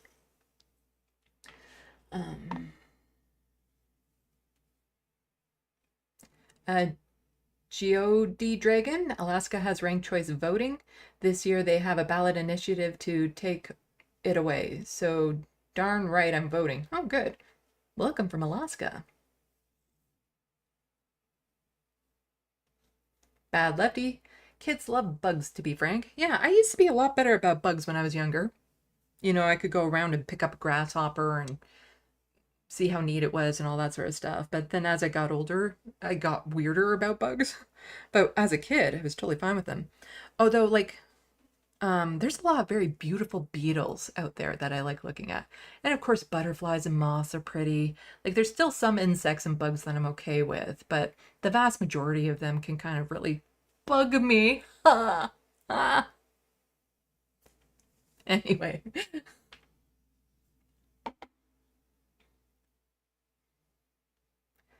John Martinez, sounds like Trump and Vance lying about Haitian immigrants eating dogs and cats. So stupid and brainless, yeah. And you also eat, I'm not sure how to say that, Mexican delicacy, grasshoppers. I'm indigenous of Mexican descent, but no one will be forced to eat bugs, yeah. Like I said, I wouldn't even be against trying something like that. It can't look like the bug. But also, I like eating a fish with its head on. Nope. Eating a lobster that still looks like a lobster. Nope.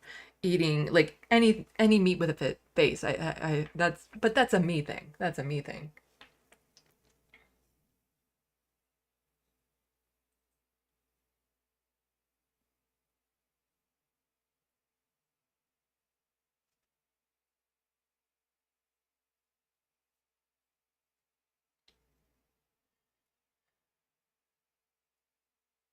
Let's see.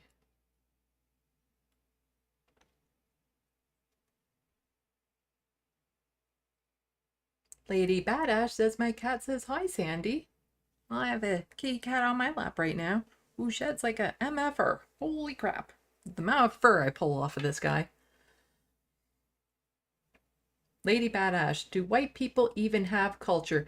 It depends on how you want to break it down. Are you talking about culture we created or culture we took?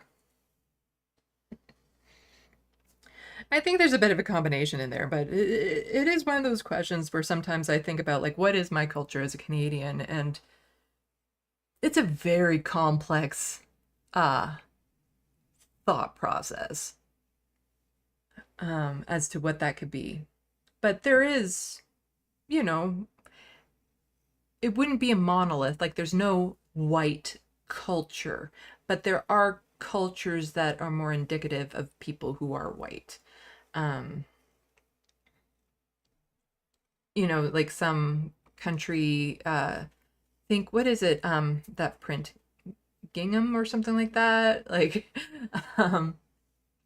but a lot of our cultures, especially like here in Canada, since we're a colonial state, we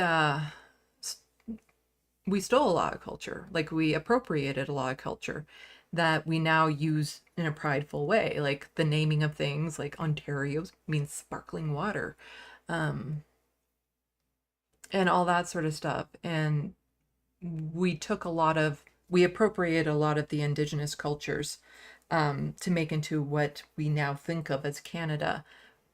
And they did that. Like I'll actually get more into this on my show on Monday, where I'm talking about the National Day of Truth and Reconciliation. I'll get a little bit more into that on Monday, talking about that sort of thing.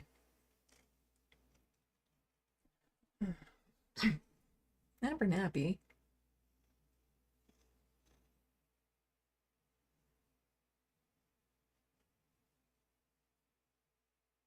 God Dragon is asking if it's okay to promote another leftist YouTube channel. You can promote it, but I don't know if people have noticed. I don't actually endorse any unless I'm familiar with the content. Like I'll endorse the Letter Hack and Left Past 10, you know, all that sort of stuff because I'm familiar with them. But if I don't know them, I don't endorse them. Only because, you know, anyone can come into chat and say that, really. But if I know them, then I might be like, oh yeah, everyone go over there and check them out. But if you just want to pop it in chat, that's fine.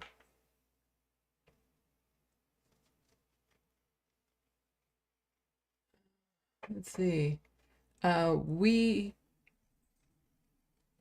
Jerry Onesome? Totally am not saying your screen name, okay? Where I come from, the U.S. laws on firearms are so alien, we don't have to worry about it ever becoming a topic here. It just won't ever happen. That's the thing about the United States that I would find confusing is, like in Canada, all criminal law is federal. So it's consistent across the country. Like going from one state to another where you have different laws would just confuse the hell out of me. Hello, Carrie. Glad to see you in the Sandbox.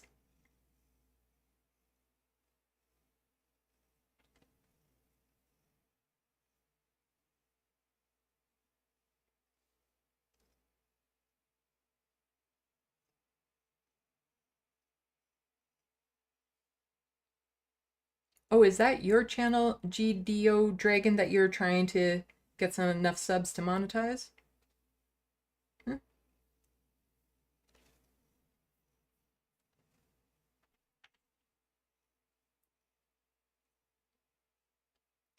John Martinez, also Free West, I'm horrible with names. Papua? Turtle Island, that I know, and the Congo.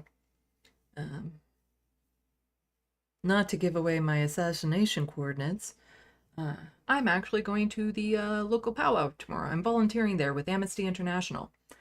I'm really looking forward to it. I've always had so much fun at them. And then, like I said, on Monday, I'll be doing a stream specifically for, in Canada, we have the National Day of Truth and Reconciliation, which was made into a stat holiday not too long ago. So barring like any sort of medical things coming up, I'll be doing a live stream on Monday about that specifically.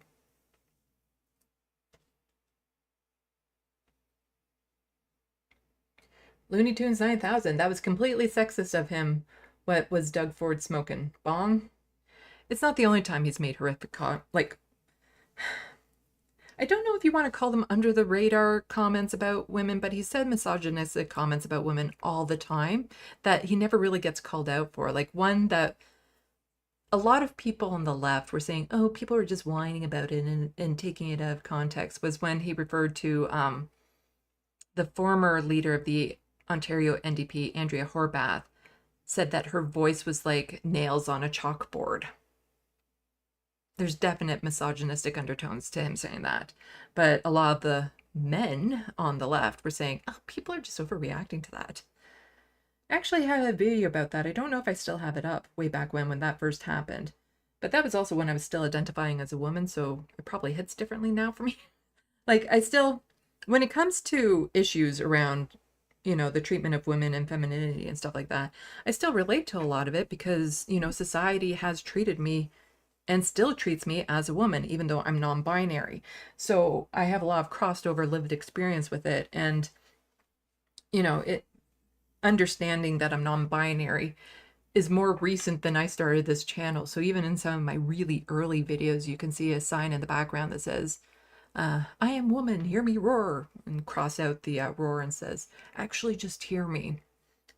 So I used to be a little bit more about that, but you know, when I look back at it, it always felt so like I was trying too hard, you know, like I was trying to find my place within that gender that it simply wasn't me. And it wasn't until I was able to find the language to understand. It's like, oh, no, I'm non-binary. That makes a lot more sense now to me in my history and stuff. But I still feel like I can talk about the issue of misogynistic attacks against women because I still experience them.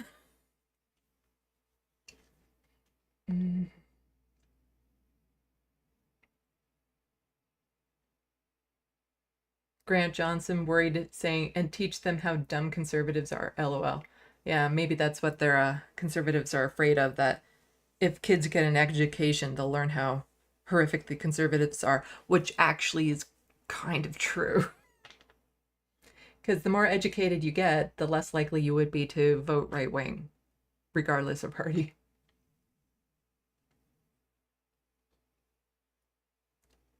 John Martinez saying, The Lies My Teacher Told Me is a great book if you haven't read it. I will have to look into it. Oh, you're also narrated the book. Oh, you also narrated the book American Holocaust on my YouTube channel. That is a must read and tells the truth about colonial history. Sounds interesting.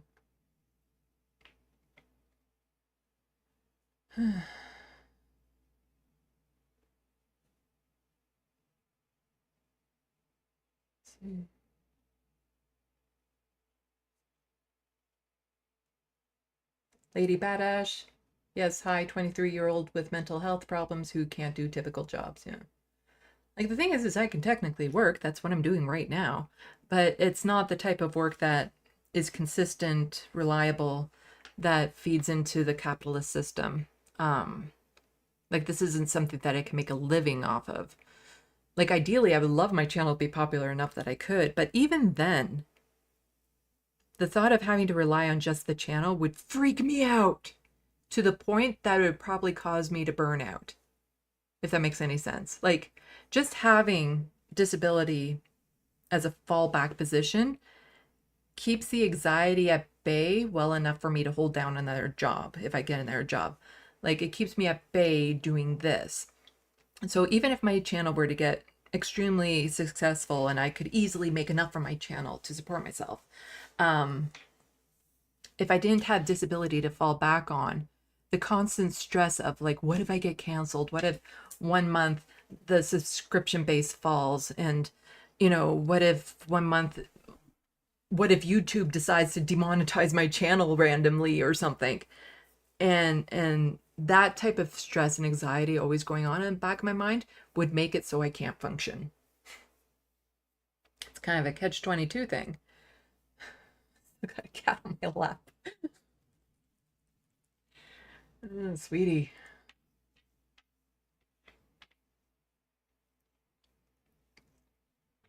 Yeah, no. When I was stable enough to hold down a normal job for a while, the conditions that I was able to do that were so specific to that job that you can't replicate them. And as soon as those conditions at that job started to shift, my mental health crashed. Like, absolutely bottom out crashed when that exact environment changed at my workplace.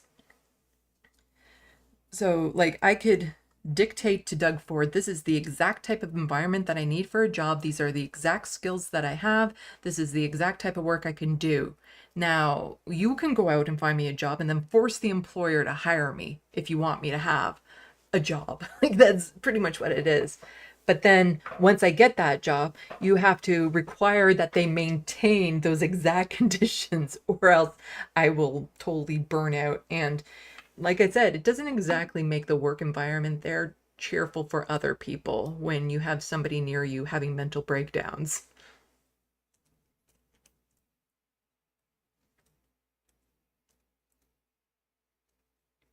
Lady Badash, wait, you get 1,400. I only get between 1,100 and 1,000. You might want to check into that. The full amount for Ontario disability is around 1,400. So if you have another income or a debt of some sort, or you've had another program, another government sponsored program where they deduct dollar for dollar, or they deduct. So they could be deducting something to pay off something else. So you might want to look into that, but so talk to your worker, I guess. Because I've had less amounts because they were deducting it because they call it an overpayment sometimes. So if they give you an overpayment one time, then suddenly you get less until that overpayment is satisfied. And sometimes that overpayment can come in the form of taking another form of government subsidy, which is just, again, so frustrating. Oops, jumped. So yeah, I would just recommend that you talk to your worker to find out if that's the case, just so then you know.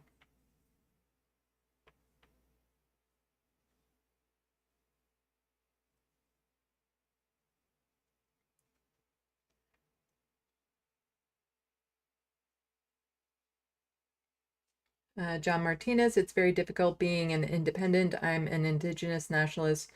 No, not that kind of nationalist. It simply means we have a connection to our land and others don't. And it's hard to be seen. Sounds very similar to what happens up here.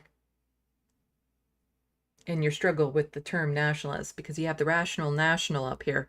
And I remember when he first called into the Majority Report way back when, and he has that name and you automatically think right wing, but no, he's of the left. Looney Tunes 9000 is wondering what the surprise is. Well, I'll get to it in just a moment.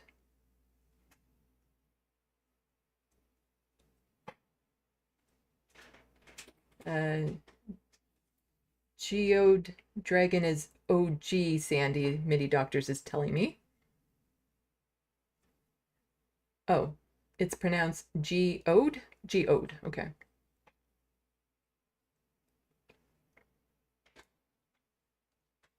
Uyghur Onesum. I'm in Scotland. I love that accent. There are huge restrictions on firearms here. By the way, my screen name is pronounced like We Jerry 1SM. Okay, We Jerry 1SM. Love that accent though.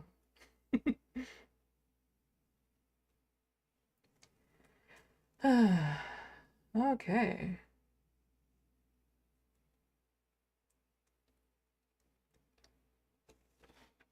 Why don't I pull up the thing? So for those of you who are regulars to my live streams, over the live streams, you've heard me talk about a book derby, a writing derby that I've been in, where we were given the cover of a book and we wrote a story based on that book on the cover. And the idea was that you do this under a pen name. So you're given it. There were 50 book covers that you choose from, and then they get doled out to people depending on ranking and stuff of that sort. And then you write a story based on that cover, and it has a fake pen name, it has a fake title. And the story has to be a minimum 10,000 words, but there's no maximum. And the idea being that it gives everyone the same starting point. You know, you're not allowed to use your own social medias to plug the book and all that sort of stuff. You know, we're all starting off on an even playing field, and it's a friendly competition to see who does the best. And so there was the writing phase, the beta, the ARC phase. Well, now these books are available for people to read. I still can't tell you which book is mine. I will eventually be able to tell you what book is mine. Now, I'm a little conflicted about this. Because, again, for those of you who are very familiar with my live streams, you know that I got some very disappointing feedback during the beta phase. Like, the person who read my book that was supposed to give me constructive feedback basically said that it was unreadable and didn't finish it. That's how bad it was. And this is a book that I had been obsessed with for months, and I was super excited about. Like, super duper excited about. And getting that feedback was really hard on me. And so then it got me thinking that maybe I've just been too much in my head and that the book actually is a piece of garbage. And then I'm worried that if I promote it to you guys and you read it, that you might think differently of me or worried that if I find out you read it, that you might have to try to give me feedback that is bad and negative. So I'm very conflicted about actually just when I can promoting my book, because I'm worried that, you know, especially being autistic, I don't know how a lot of these things land with other people, even though I have literally lived in this world of this book for 3 months. But the list of the books are out right now. So I can share with you the link to the list, and there you will see other people who are participating in the Derby. So these are the books that have been submitted so far. And one of the books on the list is mine. Again, I can't tell you what that is. If you guess, I can neither confirm nor deny that you've got the right one. But at the end of October, I can tell you which book it is. So you can look at the list and you can try to guess which book is mine and buy it to help my numbers. But the thing is that if you pick one that you think might be mine and you read it and it turns out it's not a loss, because then you're still supporting another budding writer. So this is the Derby books here. This is the website, and I will put this in the chat right now.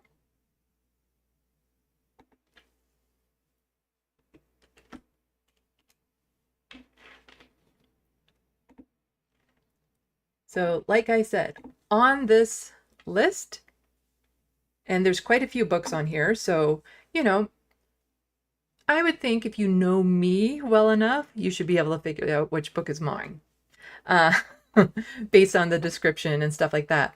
Like, you can't imagine which book is mine based on the cover and title, because again, I had no input into that, and they were just kind of listed out to people. So based on the cover and the title, you will not be able to guess which book is mine. But, you know, based on the description, you might be able to, those who know me really well, be able to figure out which book is mine.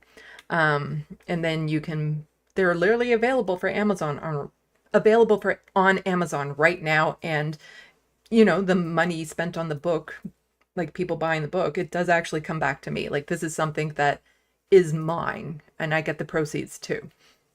And like I said, when the Derby is completely done and the person who wins gets the bragging rights for selling the most amount of copies, then I can tell you which book is mine. So I'm just going to scroll through some of these so you can see them, but, you know, check out the link. And they're all very interesting covers and stuff of that sort, because you had to rank them as to which ones you like the best type thing. And you know, there's several books that I probably could have written a story from. But as you can see, there's lots. This group has a fund to help cover the costs of making all these covers. So you can always support them that way as well. And then I'll just scroll back up. But yeah, I would think if you know me well enough, you can figure out which book is mine. But until the end of the Derby, I can neither confirm nor deny if you guess it right. Although I would be interested in people guessing, but I'm not going to tell you if you guessed it right. But, you know, you can make those guesses now, and then you get bragging rights of guessing it right once I do tell you which one it is. So the link is in the description, or in the chat. I'll remember to put this in the description as well, so you can guess which one is mine. Like I said, I've lived in this book for the past few months. It's been my escape, like my literal escape from reality for quite some time. And I was super, super excited. And if anybody was watching me when I was talking about it before, you know how excited I was about it. So it's kind of you know, just getting the feedback that I got was really disappointing. So it's really kind of taken the fire out of my engine, I guess you could say, as to how I feel about the whole thing. And I'm worried now that it is just really bad and that, you know, people might think weird things if they find out which book, like it's a thing. So, you know, at the end of the Derby, because when you buy books on Amazon and stuff, you can leave comments and whatnot. And so if anybody buys my book and leaves comments, based on the comments, I might be more inclined or disinclined to share which book is mine. I was really hoping for it to be something, you know, and to have somebody, you know, to be able to have like a bunch of all of you read it and then do a stream specifically for that. I even said it would be my first 5-hour long live stream, would just be talking about this book because I was so excited about it and everything. But now I don't think so. I don't know. But yeah, go check it out. See if you can guess which one is mine. If you don't buy mine, but you think you're buying mine, you're still supporting someone else. So it still goes to a good cause. Plus, if you have like the Kindle unlimited thing, a lot of these books will probably be free if you have that deal with Amazon Kindle or whatever. So yeah, go check that out. So other than that, we can start our unwind. Next live stream will be Monday. I'm not entirely sure what time of day it will be, so stay tuned for that. Reminder, I have new social medias for people to follow. Hostile Fart Sauna and Blue Sky. I have the LeftoftheBox handles, so please go follow those. And follow all these. The best way to support me is by becoming a patron. Having that regular income is really beneficial. And then that way, if YouTube does decide to demonetize my channel, I still have a little bit of a backup. Thank you so much to the people who already have. I super appreciate it. I also have an Amazon wish list in the description box below, and that helps out a lot. Anything on there, like anything, will make me smile. And also, my 17-year-old cat Frodo is on medication that he needs to take regularly to keep him eating and healthy, and despite the health scares that he's had, he's doing amazingly well, and I'd like to keep it that way. Like I always say to him, he's supposed to live till he's 30. But any help with that would be greatly appreciated. So all money I receive through the PayPal link in the description box below, or through an e-transfer, if you're Canadian, to SandeeLovas@gmail.com. That money goes specifically towards helping Frodo with his vet bills. Let's see, what else? Oh, the Karna, I don't know how to say his name, but he has a sweet accent. I love those accents over there. I love the cross the pond accents. But yeah, any help with that would be greatly appreciated. Thank you again so much for people who have purchased things from my wish list, helped with Frodo's vet bills, become patrons. Like I really mean, I could not have made it this far without all this wonderful support I've received from all of you. But you can also support the channel by just liking, subscribing, sharing, promoting it, and other lefty content creators chats and things of that sort to help build up my subscriber base and all that sort of stuff. Thank you to all the mods for keeping the Sandbox a sandbox and not a litter box. Nah, I'm still working on that. And thank you to everyone who's come out and watched. If this is your first time, I hope to see you back. And so until Monday, salut, à la prochaine. Thank you for watching and stay tuned. I'm Sandy, wishing your tomorrow is better than your today.